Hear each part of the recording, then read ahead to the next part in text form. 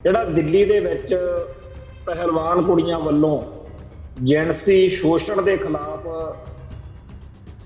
ਮੋਰਚਾ ਲੱਗਿਆ ਹੋਇਆ, ਉਹਦੇ ਵਿੱਚ ਪੂਰੇ ਮੁਲਕ ਦੀਆਂ ਉਸ ਕੁੜੀਆਂ ਪ੍ਰਤੀ ਉਹਨਾਂ ਪ੍ਰਤੀ ਜ਼ਰੂਰ ਹਮਦਰਦੀ ਆ, ਪਰ ਬੀਜੇਪੀ ਜਾਣੀ ਕਿ ਭਾਗਵਾ ਬਰਗੇਡ ਬਹੁਤ ਜ਼ਿਆਦਾ ਇਹਨਾਂ ਕੁੜੀਆਂ ਦਾ ਇਸ ਮੋਰਚੇ ਦੇ ਉਲਟ ਵਾ।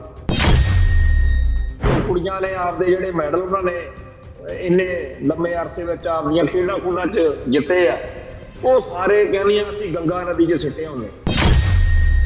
ਮਨੋਜ ਸਿੰਘ ਦੂਹਨ ਨੇ ਹੁਣ ਇਹਨਾਂ ਕੁੜੀਆਂ ਨੂੰ ਇਹ ਸੱਦਾ ਦਿੱਤਾ ਵੀ ਤੁਸੀਂ ਇਹ ਗੰਗਾ ਨਦੀ 'ਚ ਨਾ ਸੁੱਟ ਕੇ ਆਓ ਜਿਹੜੇ ਤੁਹਾਡੇ ਮੈਡਲ ਜਿੱਤੇ ਹੋਏ ਨੇ, ਇਹਦੀ ਬਜਾਏ ਆਪ ਦਾ ਮੂੰਹ ਜਿਹੜਾ ਉਹ ਸ਼੍ਰੀ ਅੰਮ੍ਰਿਤਸਰ ਸਾਹਿਬ ਵੱਲ ਨੂੰ ਕਰੋ।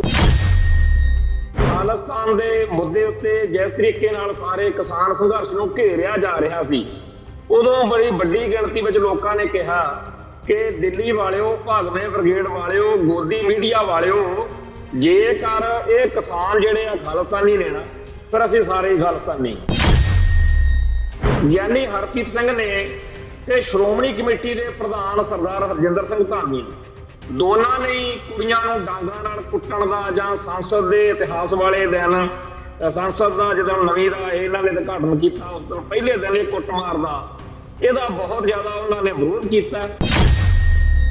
ਸਭ ਤੋਂ ਜਿਹੜੀ ਪਹਿਲੀ ਘੱਟ ਗਿਣਤੀ ਆ ਉਹ ਮੁਸਲਮਾਨਾਂ ਦੀ ਮੰਨੀ ਜਾਂਦੀ ਆ, ਕਰੋੜਾਂ ਦੀ ਗਿਣਤੀ। ਤੇ ਆਹ ਪਿਛਲੇ 3-4 ਸਾਲ ਆਪਾਂ ਦੇਖਿਆ ਕਿਵੇਂ ਇਹਨਾਂ ਦੇ ਛੱਤਰ ਫਿਰਿਆ, ਕਿਵੇਂ ਇਹਨਾਂ ਦੇ ਕੁੱਟ ਕੇ ਉਹਨਾਂ ਨੇ ਜੈ ਸ਼੍ਰੀ ਰਾਮ ਖਾਇਆ, ਤੇ ਸਾਰੇ ਭਾਰਤੀ ਮੁਸਲਮਾਨ ਨੀਵੀਂ ਪਾ ਕੇ ਬੈਠੇ ਰਹੇ ਆ, ਕਿਸੇ ਨੇ ਕੱਖ ਨਹੀਂ ਕੀਤਾ।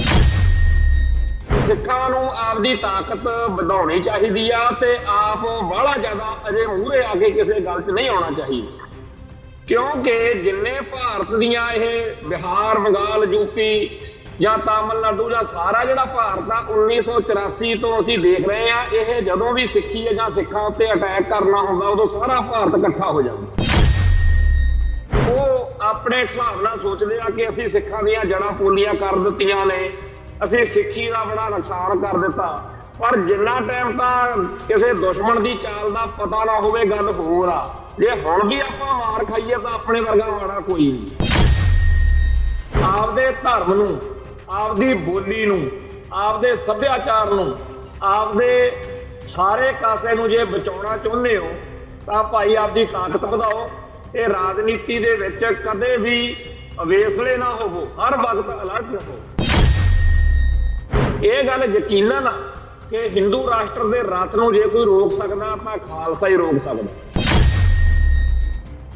TV 84 ਉੱਤੇ ਪ੍ਰੋਗਰਾਮ ਖਬਰ ਦੀ ਖਬਰ ਦੇਖ ਰਹੇ ਸਾਰੇ ਦਰਸ਼ਕਾਂ ਨੂੰ ਮੈਂ ਸਰਜੀਤ ਸਿੰਘ ਘੁਮਾਣ ਫਤਿਹ ਅਰਜ਼ ਕਰਦਾ ਜੀ। ਵਾਹਿਗੁਰੂ ਜੀ ਕਾ ਖਾਲਸਾ, ਵਾਹਿਗੁਰੂ ਜੀ ਕੀ ਫਤਿਹ। ਜਿਹੜਾ ਦਿੱਲੀ ਦੇ ਵਿੱਚ ਪਹਿਲਵਾਨ ਕੁੜੀਆਂ ਵੱਲੋਂ ਜਿਣਸੀ ਸ਼ੋਸ਼ਣ ਦੇ ਖਿਲਾਫ ਮੋਰਚਾ ਲੱਗਿਆ ਹੋਇਆ, ਉਹਦੇ ਵਿੱਚ ਪੂਰੇ ਮੁਲਕ ਦੀਆਂ ਉਸ ਕੁੜੀਆਂ ਪ੍ਰਤੀ ਉਹਨਾਂ ਪ੍ਰਤੀ ਜ਼ਰੂਰ ਹਮਦਰਦੀ ਆ, ਪਰ ਬੀਜੇਪੀ ਜਾਣੀ ਕਿ ਭਾਗਵਾ ਬਰਗੇਡ ਬਹੁਤ ਜ਼ਿਆਦਾ ਇਹਨਾਂ ਕੁੜੀਆਂ ਦਾ ਇਸ ਮੋਰਚੇ ਦੇ ਉਲਟ ਵਾ। ਜਿਵੇਂ ਕਿਸਾਨ ਸੰਘਰਸ਼ ਵਾਲੇ ਦਿਨਾਂ ਦੇ ਵਿੱਚ ਏਡੇ ਵੱਡੇ ਸੰਘਰਸ਼ ਦੇ ਖਿਲਾਫ ਜੋ ਕੁਝ ਉਦੋਂ ਕੀਤਾ ਜਾ ਰਿਹਾ ਸੀ, ਉਹੀ ਸਾਰਾ ਕੁਝ ਇਸ ਵਾਰ ਇਹਨਾਂ ਕੁੜੀਆਂ ਨਾਲ ਕੀਤਾ ਜਾ ਰਿਹਾ। ਤੇ ਅੱਜ ਇਹ ਚਰਚਾ ਆ ਕਿ ਉਹ ਕੁੜੀਆਂ ਨੇ ਆਪਦੇ ਜਿਹੜੇ ਮੈਡਲ ਉਹਨਾਂ ਨੇ ਇੰਨੇ ਲੰਮੇ ਅਰਸੇ ਵਿੱਚ ਆਪਦੀਆਂ ਖੇਡਾਂ ਖੂਡਾਂ 'ਚ ਜਿੱਤੇ ਆ, ਉਹ ਸਾਰੇ ਕਹਿੰਦੀਆਂ ਅਸੀਂ ਗੰਗਾ ਨਦੀ 'ਚ ਸਿੱਟੇ ਹੁੰਦੇ। ਉਦਾਂ ਤਾਂ ਲੋਕ ਕਹਿੰਦੇ ਹੁੰਦੇ ਆ ਵੀ ਅਸੀਂ ਰਾਸ਼ਟਰਪਤੀ ਨੂੰ ਜਾਂ ਪ੍ਰਧਾਨ ਮੰਤਰੀ ਨੂੰ ਜਾਂ ਸਰਕਾਰ ਦੇ ਮੱਥੇ ਮਾਰਦੇ ਆ ਵੀ ਚੱਕੋ ਆਪਦੇ ਮੈਡਲ, ਜੇਕਰ ਤੁਸੀਂ ਸਾਡੀ ਕੋਈ ਗੱਲ ਹੀ ਨਹੀਂ ਸੁਣਨੀ। ਪਰ ਇਹਨਾਂ ਕੁੜੀਆਂ ਨੇ ਇਹ ਦਲੀਲ ਦਿੱਤੀ ਆ ਵੀ ਜਦੋਂ ਇਹਨਾਂ ਨੇ ਸਾਡੀ ਕੋਈ ਗੱਲ ਸੁਣਨੀ ਹੋਈ ਨਹੀਂ ਤਾਂ ਫਿਰ ਮੈਡਲ ਵੀ ਇਹਨਾਂ ਨੂੰ ਕਿਉਂ ਦੇਣੇ, ਮੈਡਲ ਵੀ ਫਿਰ ਅਸੀਂ ਗੰਗਾ 'ਚ ਵਹਾ ਦਿੰਨੇ। ਇਸ ਗੱਲ ਦਾ ਹੋਰ ਵੀ ਜ਼ਿਆਦਾ ਬੜਾ ਜਿਹੜਾ ਧਿਆਨ ਦੇਣ ਵਾਲਾ ਨੁਕਤਾ ਸਾਹਮਣੇ ਆ ਰਿਹਾ ਉਹ ਇਹ ਆ ਕਿ ਹਰਿਆਣੇ ਦੇ ਵਿੱਚ ਮਨੋਜ ਸਿੰਘ ਦੂਹਨ ਨਾਂ ਦਾ ਇੱਕ ਨੌਜਵਾਨ ਆ, ਜਿਹੜਾ ਉੱਥੇ ਜਾਟਾਂ ਨੂੰ ਸਿੱਖੀ ਨਾਲ ਜੋੜਨ ਦਾ ਝੰਡਾ ਚੱਕਿਆ ਹੋਇਆ, ਔਰ ਉਹਨੂੰ ਕਾਮਯਾਬੀ ਵੀ ਮਿਲ ਰਹੀ ਆ। ਕਿਸਾਨ ਸੰਘਰਸ਼ ਵਾਲੇ ਦਿਨਾਂ ਦੇ ਵਿੱਚ ਇਹ ਜਿਹੜਾ ਮੋੜਾ ਪਿਆ, ਉਹਦੇ ਤਹਿਤ ਬੜੀ ਵੱਡੀ ਗਿਣਤੀ ਵਿੱਚ ਥਾਂ ਦੇ ਉੱਤੇ ਹਰਿਆਣੇ ਦੇ ਵਿੱਚ ਲੋਕ ਜਿਹੜੇ ਨੇ ਸਿੱਖੀ ਵੱਲ ਨੂੰ ਆ ਰਹੇ। ਉਸ ਨੌਜਵਾਨ ਨੇ, ਮਨੋਜ ਸਿੰਘ ਦੂਹਨ ਨੇ ਹੁਣ ਇਹਨਾਂ ਕੁੜੀਆਂ ਨੂੰ ਇਹ ਸੱਦਾ ਦਿੱਤਾ ਵੀ ਤੁਸੀਂ ਇਹ ਗੰਗਾ ਨਦੀ 'ਚ ਨਾ ਸੁੱਟ ਕੇ ਆਓ ਜਿਹੜੇ ਤੁਹਾਡੇ ਮੈਡਲ ਜਿੱਤੇ ਹੋਏ ਨੇ, ਇਹਦੀ ਬਜਾਏ ਆਪਦਾ ਮੂੰਹ ਜਿਹੜਾ ਉਹ ਸ਼੍ਰੀ ਅੰਮ੍ਰਿਤਸਰ ਸਾਹਿਬ ਵੱਲ ਨੂੰ ਕਰੋ, ਚੌਥੇ ਪਾਤਸ਼ਾਹ ਗੁਰੂ ਰਾਮਦਾਸ ਜੀ ਦੀ ਨਗਰੀ, ਉੱਥੇ ਪਹੁੰਚੋ ਤੇ ਜੇ ਤੁਸੀਂ ਭਰੋਸਾ ਸਿੱਧਕ ਰੱਖੋਗੇ ਤਾਂ ਤੁਹਾਨੂੰ ਲਾਜ਼ਮੀ ਫਤਿਹ ਹਾਸਲ ਹੋਊਗੀ। ਇਹ ਗੱਲ ਬੜੀ ਅਰਥ ਭਰਪੂਰ ਆ ਕਿ ਖਾਲਿਸਤਾਨ ਦੇ ਮੁੱਦੇ ਉੱਤੇ ਜਿਸ ਤਰੀਕੇ ਨਾਲ ਸਾਰੇ ਕਿਸਾਨ ਸੰਘਰਸ਼ ਨੂੰ ਘੇਰਿਆ ਜਾ ਰਿਹਾ ਸੀ, ਉਦੋਂ ਬੜੀ ਵੱਡੀ ਗਿਣਤੀ ਵਿੱਚ ਲੋਕਾਂ ਨੇ ਕਿਹਾ ਕਿ ਦਿੱਲੀ ਵਾਲਿਓ, ਭਾਗਵੇਂ ਬ੍ਰਿਗੇਡ ਵਾਲਿਓ, ਗੋਦੀ ਮੀਡੀਆ ਵਾਲਿਓ, ਜੇਕਰ ਇਹ ਕਿਸਾਨ ਜਿਹੜੇ ਆ ਖਾਲਿਸਤਾਨੀ ਨੇ ਨਾ, ਫਿਰ ਅਸੀਂ ਸਾਰੇ ਹੀ ਖਾਲਿਸਤਾਨੀ। ਉਸ ਮੌਕੇ ਬਹੁਤੇ ਲੋਕਾਂ ਨੂੰ ਇਹ ਗੱਲ ਲੱਗਦੀ ਸੀ ਜਜ਼ਬਾਤੀ, ਪਰ ਦਿਨੋਂ ਦਿਨ ਇਹ ਚੀਜ਼ ਜਿਹੜੀ ਆ ਹੁਣ ਰੈਲੇਵੈਂਟ ਬਣਦੀ ਜਾ ਰਹੀ ਆ। ਜਿਸ ਤਰੀਕੇ ਨਾਲ ਮਨੋਜ ਸਿੰਘ ਦੋਹਨ ਨੂੰ ਕਾਮਯਾਬੀ ਮਿਲ ਰਹੀ ਆ, ਲੋਕਾਂ ਦਾ ਸਿੱਖੀ ਵੱਲ ਭਰੋਸਾ ਵੱਧ ਰਿਹਾ, ਇਹ ਗੱਲ ਬੜੀ ਚੰਗੀ ਆ। ਦੂਸਰਾ ਜਿਹੜਾ ਨੁਕਤਾ ਉਹ ਇਹ ਆ ਕਿ ਜਦੋਂ ਇਹ ਕੁੱਟਮਾਰ ਹੋਈ, ਜਦੋਂ ਕੁੜੀਆਂ ਨਾਲ ਮਾੜਾ ਚੰਗਾ ਵਾਪਰਿਆ, ਭਾਗਵੇਂ ਬ੍ਰਿਗੇਡ ਨੇ, ਗੋਦੀ ਮੀਡੀਆ ਨੇ ਤਾਂ ਜਿਸ ਤਰੀਕੇ ਨਾਲ ਟ੍ਰੋਲਿੰਗ ਕੀਤੀ ਆ ਉਹ ਆਪਦੀ ਥਾਂ ਤੇ ਹੈ, ਪਰ ਅਕਾਲ ਤਖਤ ਸਾਹਿਬ ਵੱਲੋਂ ਗਿਆਨੀ ਹਰਪ੍ਰੀਤ ਸਿੰਘ ਨੇ ਇਸ ਕੁੱਟਮਾਰ ਦਾ ਜਿਸ ਤਰੀਕੇ ਨਾਲ ਵਿਰੋਧ ਕੀਤਾ, ਉਹਦੇ ਨਾਲ ਵੀ ਉਹਨਾਂ ਕੁੜੀਆਂ ਜਾਂ ਜਿਹੜੇ ਲੋਕ ਇਸ ਮੋਰਚੇ ਦੀ ਹਮਾਇਤ ਕਰ ਰਹੇ ਆ ਉਹਨਾਂ ਨੂੰ ਇੱਕ ਚੰਗਾ ਸੁਨੇਹਾ ਗਿਆ। ਗਿਆਨੀ ਹਰਪ੍ਰੀਤ ਸਿੰਘ ਨੇ ਤੇ ਸ਼੍ਰੋਮਣੀ ਕਮੇਟੀ ਦੇ ਪ੍ਰਧਾਨ ਸਰਦਾਰ ਹਰਜਿੰਦਰ ਸਿੰਘ ਧਾਮੀ ਨੇ, ਦੋਨਾਂ ਨੇ ਕੁੜੀਆਂ ਨੂੰ ਡਾਂਗਾਂ ਨਾਲ ਕੁੱਟਣ ਦਾ ਜਾਂ ਸੰਸਦ ਦੇ ਇਤਿਹਾਸ ਵਾਲੇ ਦਿਨ, ਸੰਸਦ ਦਾ ਜਦੋਂ ਨਵੀਂ ਦਾ ਇਹਨਾਂ ਨੇ ਉਦਘਾਟਨ ਕੀਤਾ ਉਸ ਦਿਨ ਪਹਿਲੇ ਦਿਨ ਇਹ ਕੁੱਟਮਾਰ ਦਾ, ਇਹਦਾ ਬਹੁਤ ਜ਼ਿਆਦਾ ਉਹਨਾਂ ਨੇ ਵਿਰੋਧ ਕੀਤਾ। ਤੇ ਲੋਕਾਂ ਦੇ ਵਿੱਚ ਜਿਹੜੇ ਧਾਮੀ ਸਾਹਿਬ ਨੂੰ, ਯਾਨੀ ਕਿ ਸ਼੍ਰੋਮਣੀ ਕਮੇਟੀ ਦੇ ਮੌਜੂਦਾ ਬਾਦਲ ਦਲ ਵਾਲੇ ਪ੍ਰਧਾਨ ਨੂੰ, ਜਾਂ ਗਿਆਨੀ ਹਰਪ੍ਰੀਤ ਸਿੰਘ ਜਿਹੜੇ ਬਾਦਲ ਦਲ ਵੱਲੋਂ ਅਕਾਲ ਤਖਤ ਸਾਹਿਬ ਦੇ ਜਥੇਦਾਰ ਨੇ, ਜਿਹੜੇ ਲੋਕ ਇਹਨਾਂ ਨੂੰ ਬਹੁਤ ਸਾਰੇ ਕਾਰਨਾਂ ਕਰਕੇ ਅਸਹਿਮਤ ਨੇ, ਉਹਨਾਂ ਨੂੰ ਵੀ ਇਹ ਗੱਲ ਠੀਕ ਲੱਗੀ ਆ ਕਿ ਜਦੋਂ ਕਿਸੇ ਉੱਤੇ ਜ਼ੁਲਮ ਹੋ ਰਿਹਾ ਹੋਵੇ ਉਦੋਂ ਉਹਦੇ ਹੱਕ ਵਿੱਚ ਹਾਂ ਦਾ ਨਾਅਰਾ ਮਾਰਨਾ ਇਹ ਚੰਗੀ ਗੱਲ ਆ।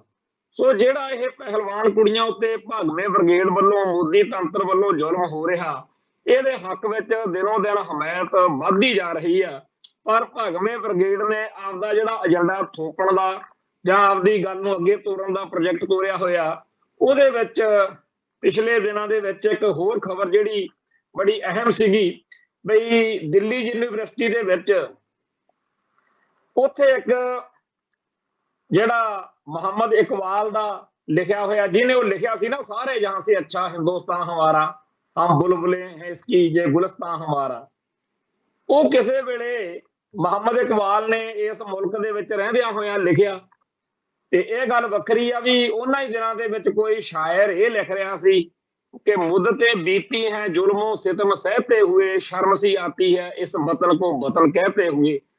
तो जो उस टाइम ਮੁਹੰਮਦ ਇਕਬਾਲ ਨੇ ਲਿਖਿਆ ਉਹ ਬਹੁਤੇ ਭਾਰਤੀਆਂ ਨੂੰ ਬੜਾ ਚੰਗਾ ਲੱਗਿਆ ਤੇ 1947 ਤੋਂ ਬਾਅਦ ਵੀ ਮੁਹੰਮਦ ਇਕਬਾਲ ਦਾ ਇਹ ਜਿਹੜਾ ਤਰਾਨਾ ਆ, ਇਹਦਾ ਲੋਕਾਂ ਦੇ ਵਿੱਚ ਚੰਗਾ ਪਿਆਰ ਸਤਿਕਾਰ ਰਿਹਾ ਤੇ ਉਹਦਾ ਇੱਕ ਮੁਹੰਮਦ ਇਕਬਾਲ ਦਾ ਜਿਹੜਾ ਪਾਠ ਸੀਗਾ ਉਹ ਰਾਜਨੀਤੀ ਸ਼ਾਸਤਰ ਵਿੱਚ ਪੜ੍ਹਾਇਆ ਜਾਂਦਾ ਸੀ ਤੇ ਇੱਕ ਮਹਾਤਮਾ ਗਾਂਧੀ ਦਾ ਸੀ। ਇਹ ਦੋਨੇ ਹੀ ਹੁਣ ਭਾਗਵੇਂ ਬ੍ਰਿਗੇਡ ਨੇ ਦਿੱਲੀ ਯੂਨੀਵਰਸਿਟੀ ਵਿੱਚੋਂ ਉਡਾਤੇ ਤੇ ਇਹਨਾਂ ਦੀ ਥਾਂ ਦੇ ਉੱਤੇ ਮਹਾਤਮਾ ਗਾਂਧੀ ਦੀ ਤੇ ਸਾਵਰਕਰ ਲਿਆਂਦਾ। ਜਾਣੀ ਕਿ ਸਾਵਰਕਰ ਬਾਰੇ ਬਹੁਤੇ ਲੋਕਾਂ ਨੂੰ ਨਹੀਂ ਪਤਾ ਹੋਣਾ, ਨਹੀਂ ਚੇਤਾ ਹੋਣਾ, ਪਰ ਭਾਗਵੇਂ ਬ੍ਰਿਗੇਡ ਦਾ, RSS ਦਾ ਉਹ ਇੱਕ ਮੇਨ ਥੰਮ ਆ ਜਿਹੜਾ ਅੰਗਰੇਜ਼ਾਂ ਵੇਲੇ ਜਦੋਂ ਮਾੜਾ ਜਿਹਾ ਸੇਕ ਲਾਇਆ ਉਦੋਂ ਉਹ ਨੀਵੀਂ ਪਾ ਗਿਆ ਸੀ, ਪਿੱਠ ਦਿਖਾ ਗਿਆ ਸੀ। ਪਰ ਇਸ ਵੇਲੇ ਕਿਉਂਕਿ ਹੁਣ ਜਿਹਦੀ ਕੋਠੀ ਦਾਣੇ ਉਹਦੇ ਕਮਲੇ ਵੀ ਸਿਆਣੇ, ਅੱਜ ਕੱਲ੍ਹ ਸਾਵਰਕਰ ਦੀ ਚੜ੍ਹਾਈ ਆ। ਸੋ ਮੁਹੰਮਦ ਇਕਬਾਲ ਜਿਹੜਾ ਹੈ ਜਾਂ ਮਹਾਤਮਾ ਗਾਂਧੀ ਆ ਉਹ ਚੱਕ ਕੇ ਅਗਲਿਆਂ ਨੇ ਖੂੰਜੇ ਲਾਤੇ। ਮੈਂ ਇਹ ਗੱਲ ਤਾਂ ਛੇੜੀ ਆ ਵੀ ਸਾਡੇ ਕਈ ਜਿਹੜੇ ਭਰਾ ਨੇ ਉਹਨਾਂ ਨੂੰ ਬੜਾ ਬੁਖਾਰ ਚੜਿਆ ਹੋਇਆ ਜਾ ਕੇ ਮੋਦੀ ਨਾਲ ਫੋਟੋਆਂ ਜਿਹਾ ਲਿਖਾਉਣ ਦਾ। ਸਾਡੇ ਬਹੁਤ ਸਾਰੇ ਬੰਦੇ ਜਿਹੜੇ ਜਦੋਂ ਅਸੀਂ ਅਕਾਲੀ ਭਾਜਪਾ ਗੱਠਜੋੜ ਦੇ ਬਾਰੇ ਨਾਵਾਚਕ ਟਿੱਪਣੀਆਂ ਕਰਦੇ ਆ ਉਦੋਂ ਕਹਿੰਦੇ ਆ ਵੀ ਨਹੀਂ ਜੀ ਕਿਸੇ ਨਾਲ ਤਾਂ ਮਿਲ ਕੇ ਚੱਲਣਾ ਹੀ ਪੈਣਾ। ਉਹਨਾਂ ਨੂੰ ਇਹ ਸਮਝ ਹੋਣੀ ਚਾਹੀਦੀ ਆ ਕਿ ਅਗਲੇ ਛੱਡਦੇ ਤਾਂ ਮਹਾਤਮਾ ਗਾਂਧੀ ਵਰਗਿਆਂ ਨੂੰ ਨਹੀਂ, ਜਿਨ੍ਹਾਂ ਨੇ ਹਮੇਸ਼ਾ ਸਿੱਖੀ ਅਤੇ ਸਿੱਖਾਂ ਦੇ ਉਲਟ ਫੈਸਲੇ ਕਰਾਉਣ ਦੇ ਵਿੱਚ ਇਹਨਾਂ ਵਾਂਗੂ ਹੀ ਕਰਤੂਤਾਂ ਕੀਤੀਆਂ, ਬਖਸ਼ਦੇ ਤਾਂ ਅਗਲੇ ਉਹਨਾਂ ਨੂੰ ਨਹੀਂ। ਕਾਂਗਰਸ ਦੇ ਵੱਡੇ ਲੀਡਰ ਜਿਨ੍ਹਾਂ ਨੇ ਸਾਡੀ ਕੌਮ ਦੀ ਨਸਲਕੁਸ਼ੀ ਕੀਤੀ, ਬਖਸ਼ਦੇ ਤਾਂ ਇਹ ਉਹਨਾਂ ਨੂੰ ਨਹੀਂ ਤੇ ਇਹ ਸਾਨੂੰ ਕੀ ਲਈ ਬੈਠੇ ਆ। ਸੋ ਜਿਹੜਾ ਸਾਰੇ ਮੁਲਕ ਦੇ ਵਿੱਚ ਹਿੰਦੂ ਰਾਸ਼ਟਰ ਦਾ ਰੰਡੀ ਰੋਣਾ ਪਾਇਆ ਹੋਇਆ ਉਹ ਬੜੀ ਤੇਜ਼ੀ ਨਾਲ ਅੱਗੇ ਵਧ ਰਿਹਾ। ਮੈਂ ਸਮਝਦਾ ਜਿੰਨਾ ਕੁ ਮੈਨੂੰ ਇਹ ਸਾਰੇ ਹਾਲਾਤ ਉੱਤੇ ਨਜ਼ਰ ਮਾਰ ਕੇ ਸਮਝ ਲੱਗਦੀ ਆ ਵੀ ਸਿੱਖਾਂ ਨੂੰ ਆਪਦੀ ਤਾਕਤ ਵਧਾਉਣੀ ਚਾਹੀਦੀ ਆ ਤੇ ਆਪ ਬਾਹਲਾ ਜ਼ਿਆਦਾ ਅਜੇ ਮੂਹਰੇ ਆ ਕੇ ਕਿਸੇ ਗੱਲ 'ਚ ਨਹੀਂ ਆਉਣਾ ਚਾਹੀਦਾ, ਕਿਉਂਕਿ ਜਿੰਨੇ ਭਾਰਤ ਦੀਆਂ ਇਹ ਬਿਹਾਰ, ਬੰਗਾਲ, ਯੂਪੀ ਜਾਂ ਤਾਮਿਲਨਾਡੂ ਜਾਂ ਸਾਰਾ ਜਿਹੜਾ ਭਾਰਤ ਆ 1984 ਤੋਂ ਅਸੀਂ ਦੇਖ ਰਹੇ ਆ, ਇਹ ਜਦੋਂ ਵੀ ਸਿੱਖੀ ਜਾਂ ਸਿੱਖਾਂ ਉੱਤੇ ਅਟੈਕ ਕਰਨਾ ਹੁੰਦਾ ਉਦੋਂ ਸਾਰਾ ਭਾਰਤ ਇਕੱਠਾ ਹੋ ਜਾਂਦਾ। ਸੰਤ ਗਿਆਨੀ ਜਰਨੈਲ ਸਿੰਘ ਜੀ ਖਾਲਸਾ ਭਿੰਡਰਾਂ ਵਾਲੇ ਵੀ ਇਹ ਗੱਲ ਕਹਿੰਦੇ ਹੁੰਦੇ ਸੀ ਵੀ ਸਿੱਖ ਦੀ ਪੱਗ ਲਾਉਣ ਲਈ ਅੱਜ ਸਾਰਾ ਮੁਲਕ ਇੱਕ ਪਲੇਟਫਾਰਮ ਤੇ ਇਕੱਠਾ ਹੋਇਆ ਖੜਾ। ਇਹ ਨਹੀਂ ਕਿ ਕੋਈ ਸਾਡੇ ਹੱਕ 'ਚ ਬੋਲਦਾ ਹੀ ਨਹੀਂ, ਬੜੇ ਲੋਕ ਨੇ, ਪਰ ਉਹਨਾਂ ਦੀ ਕੋਈ ਤਾਕਤ, ਕੋਈ ਉਹਨਾਂ ਦੀ ਮੁਕਤ, ਕੋਈ ਅਹਿਮੀਅਤ ਨਹੀਂ ਹੈ। ਸਾਡੇ ਮਾਮਲੇ ਵਿੱਚ ਸਾਰਾ ਮੁਲਕ ਇਕਜੁੱਟ ਤੇ ਇਕਮੁੱਠ ਹੋ ਕੇ ਖੜ ਜਾਂਦਾ। ਅਸੀਂ ਆਪਦਾ ਜਿਹੜੇ ਕੁਛ ਸਾਡੇ ਜਿਵੇਂ ਧਾਮੀ ਸਾਹਿਬ ਨੇ ਜਾਂ ਆਹ ਗਿਆਨੀ ਹਰਪ੍ਰੀਤ ਸਿੰਘ ਨੇ ਸਟੇਟਮੈਂਟ ਦਿੱਤੀ ਆ ਇਹਨਾਂ ਦੇ ਮਾਮਲੇ 'ਚ, ਏਦਾਂ ਜ਼ਰੂਰ ਕਰਨਾ ਚਾਹੀਦਾ, ਪਰ ਬਿਆਨਬਾਜ਼ੀ ਤੋਂ ਬਗੈਰ ਪਰਾਂ ਰਹਿ ਕੇ ਬਹੁਤਾ ਜ਼ਿਆਦਾ ਐਕਟਿਵ ਨਹੀਂ ਹੋਣਾ ਚਾਹੀਦਾ ਤੇ ਆਪਦੀ ਤਾਕਤ ਵਧਾਉਣੀ ਚਾਹੀਦੀ ਹੈ। ਇਹ ਗੱਲ ਯਕੀਨਨ ਆ ਕਿ ਹਿੰਦੂ ਰਾਸ਼ਟਰ ਦੇ ਰਥ ਨੂੰ ਜੇ ਕੋਈ ਰੋਕ ਸਕਦਾ ਤਾਂ ਖਾਲਸਾ ਹੀ ਰੋਕ ਸਕਦਾ। ਇਹ ਖਾਲਸਾ ਪੰਥ ਹੀ ਹੈ ਜਿਹਨੇ ਮੋਦੀ ਨੂੰ ਕਿਸਾਨ ਸੰਘਰਸ਼ ਦੇ ਵਿੱਚ ਪਿੱਛੇ ਮੁੜਨ ਲਈ ਮਜਬੂਰ ਕੀਤਾ, ਨਹੀਂ ਤਾਂ ਹੁਣ ਤੱਕ ਮੋਦੀ ਜਿਹੜਾ ਕਸ਼ਮੀਰੀਆਂ ਦੇ ਉੱਤੇ ਵੀ ਤੇ ਹੋਰ ਸਾਰਿਆਂ ਤੇ ਵੀ ਚੜ੍ਹ ਕੇ ਜਾ ਰਿਹਾ। ਹੁਣ ਮਨੀਪੁਰ ਦੇ ਵਿੱਚ ਲਾਂਬੂ ਲੱਗੇ ਹੋਏ ਨੇ, ਕੱਲ ਨੂੰ ਕਿਤੇ ਹੋਰ ਹੋ ਸਕਦਾ। ਸਾਰੇ ਭਾਰਤ ਵਿੱਚ ਆ ਮੁਸਲਮਾਨਾਂ ਦੀ ਕਿੱਡੀ ਵੱਡੀ ਆਬਾਦੀ ਆ, ਭਾਰਤ ਦੇ ਵਿੱਚ ਸਭ ਤੋਂ ਵੱਡੀ ਬਹੁ ਗਿਣਤੀ ਜਿਹੜੀ ਆ ਹਿੰਦੂ ਆ, ਉਦੋਂ ਬਾਅਦ ਵਿੱਚ ਮੁਸਲਮਾਨ ਆ ਜਾਂਦੇ। ਸਭ ਤੋਂ ਜਿਹੜੀ ਪਹਿਲੀ ਘੱਟ ਗਿਣਤੀ ਆ ਉਹ ਮੁਸਲਮਾਨਾਂ ਦੀ ਮੰਨੀ ਜਾਂਦੀ ਆ, ਕਰੋੜਾਂ ਦੀ ਗਿਣਤੀ।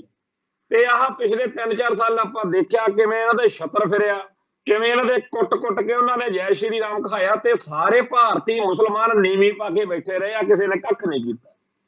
ਤੋ ਇਹ ਹਮੇਸ਼ਾ ਸਾਨੂੰ ਜਿਵੇਂ ਕੋਈ ਸੁਪਾਰੀ ਦਿੱਤੀ ਹੁੰਦੀ ਆ ਜਾਂ ਬਲੀ ਦੇ ਬੱਕਰਾ ਹੁੰਦਾ ਵੀ ਤੁਸੀਂ ਆਓ ਸਾਡੇ ਲਈ ਲੜੋ, ਆਪਾਂ ਇਸ ਗੱਲ ਤੋਂ ਅਜੇ ਅਵੋਇਡ ਕਰੋ, ਆਪਦੀ ਤਾਕਤ ਜ਼ਰੂਰ ਵਧਾਓ, ਕਿਉਂਕਿ ਆਖਰੀ ਤੌਰ ਦੇ ਉੱਤੇ ਰਣਨੀਤੀ ਦੀ ਜਿਹੜੀ ਮੰਗ ਆ ਉਹ ਇਹੀ ਆ, ਰਾਜਨੀਤਿਕ ਮੰਗ, ਕੂਟਨੀਤਿਕ ਮੰਗ, ਕਿ ਆਪਾਂ ਆਪਦੇ ਆਪ ਨੂੰ ਅਜੇ ਕਿਸੇ ਪਵਾੜੇ 'ਚ ਨਾ ਸੁੱਟੀਏ, ਆਪਾਂ ਆਪਦੀ ਤਾਕਤ ਨੂੰ ਬਚਾ ਕੇ ਰੱਖੀਏ। ਕਿਉਂਕਿ ਇੱਕ ਗੱਲ ਯਕੀਨਨ ਆ ਕਿ ਉਹ ਆਪਣੇ ਹਿਸਾਬ ਨਾਲ ਸੋਚਦੇ ਆ ਕਿ ਅਸੀਂ ਸਿੱਖਾਂ ਦੀਆਂ ਜੜ੍ਹਾਂ ਪੋਲੀਆਂ ਕਰ ਦਿੱਤੀਆਂ ਨੇ, ਅਸੀਂ ਸਿੱਖੀ ਦਾ ਬੜਾ ਨੁਕਸਾਨ ਕਰ ਦਿੱਤਾ, ਪਰ ਜਿੰਨਾ ਟਾਈਮ ਤਾਂ ਕਿਸੇ ਦੁਸ਼ਮਣ ਦੀ ਚਾਲ ਦਾ ਪਤਾ ਨਾ ਹੋਵੇ ਗੱਲ ਹੋਰ ਆ। ਜੇ ਹੁਣ ਵੀ ਆਪਾਂ ਮਾਰ ਖਾਈਏ ਤਾਂ ਆਪਣੇ ਵਰਗਾ ਮਾੜਾ ਕੋਈ ਨਹੀਂ। ਸੋ ਸਾਨੂੰ ਸਾਰਿਆਂ ਨੂੰ ਚਾਹੀਦਾ ਕਿ ਜਿੱਥੇ ਵੀ ਬੈਠੀਏ, ਜਿੱਥੇ ਵੀ ਗੱਲ ਕਰਨ ਦਾ ਮੌਕਾ ਮਿਲੇ, ਉੱਥੇ ਠੋਕ ਵਜਾ ਕੇ ਇਹ ਗੱਲ ਕਹੀਏ ਕਿ ਭਾਈ ਆਪਾਂ ਇਹ ਮੰਨ ਲਓ ਕਿ ਹਮਾਰਾ ਕੋਈ ਨਹੀਂ ਹੈ ਜੀ, ਹਮਾਰਾ ਸਤਿਗੁਰ ਪਿਆਰਾ ਜੀ।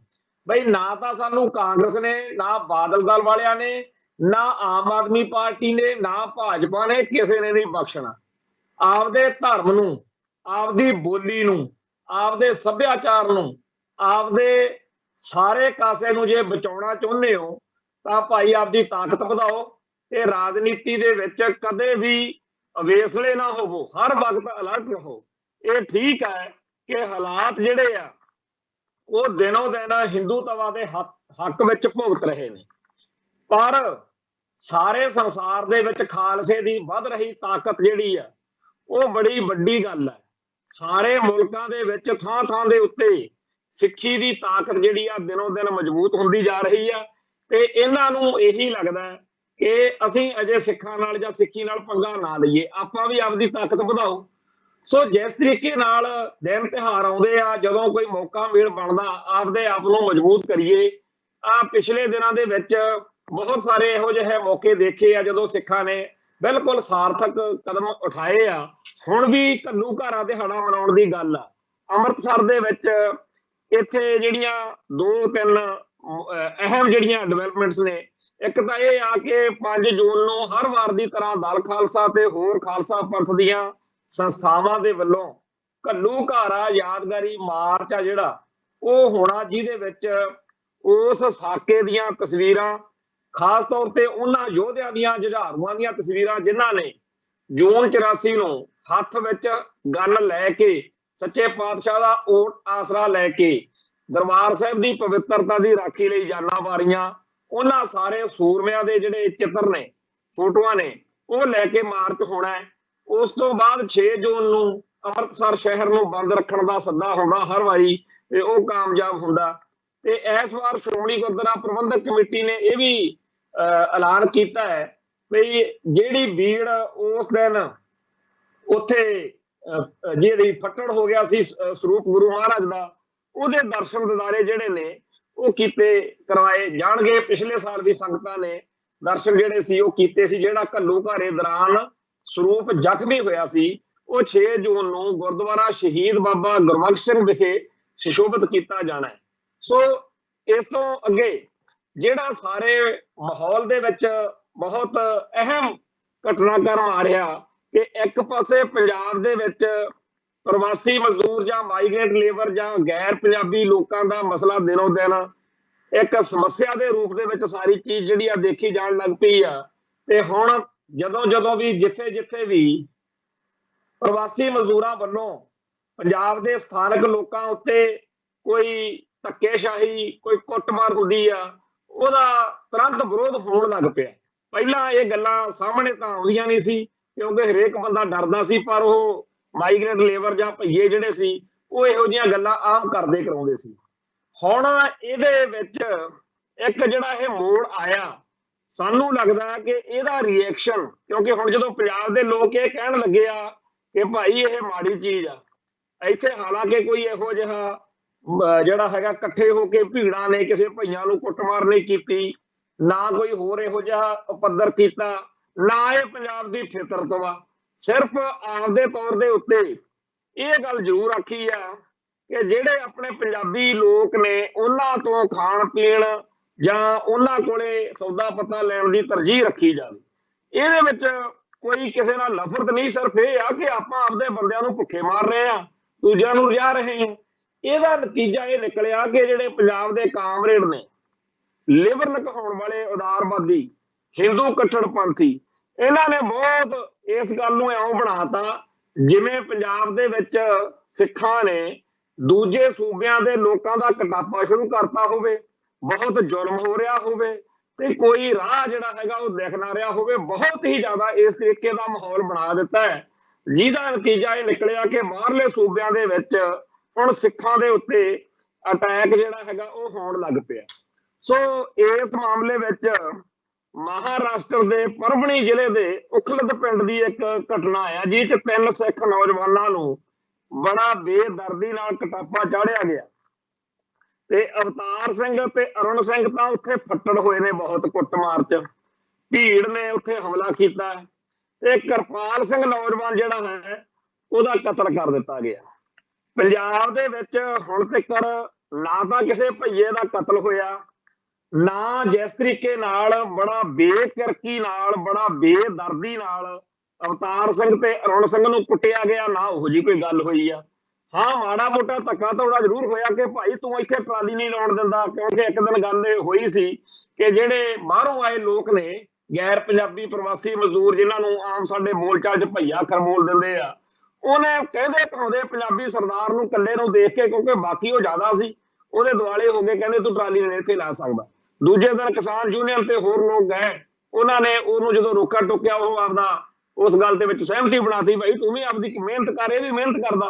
ਪਰ ਆਹ ਜਿਹੜਾ ਕੰਮ ਹੁਣ ਹੋਇਆ, ਜਿਸ ਤਰੀਕੇ ਨਾਲ ਕਿਰਪਾਲ ਸਿੰਘ ਦਾ ਕਤਲ ਤੇ ਅਵਤਾਰ ਸਿੰਘ ਤੇ ਅਰੁਣ ਸਿੰਘ ਨੂੰ ਫੱਟੜ ਕੀਤਾ ਗਿਆ, ਹੁਣ ਇਹ ਦੇਖ ਲਓ ਕਿ ਜਿਹੜੇ ਆ ਲਿਬਰਲ ਨੇ, ਜੇ ਉਦਾਰਵਾਦੀ ਕਹਾਉਂਦੇ ਆ ਕਾਮਰੇਡ ਜਾਂ ਹਿੰਦੂ ਕੱਟੜਪੰਥੀ, ਇਹਨਾਂ ਨੇ ਭਈਆਂ ਵਾਰੀ ਤਾਂ ਇੰਨਾ ਰੰਡੀ ਰੋਣਾ ਪਾਤਾ ਜਦੋਂ ਕਿ ਇੱਥੇ ਕਿਸੇ ਨੇ ਕਿਹਾ ਹੀ ਨਹੀਂ ਕੁਛ।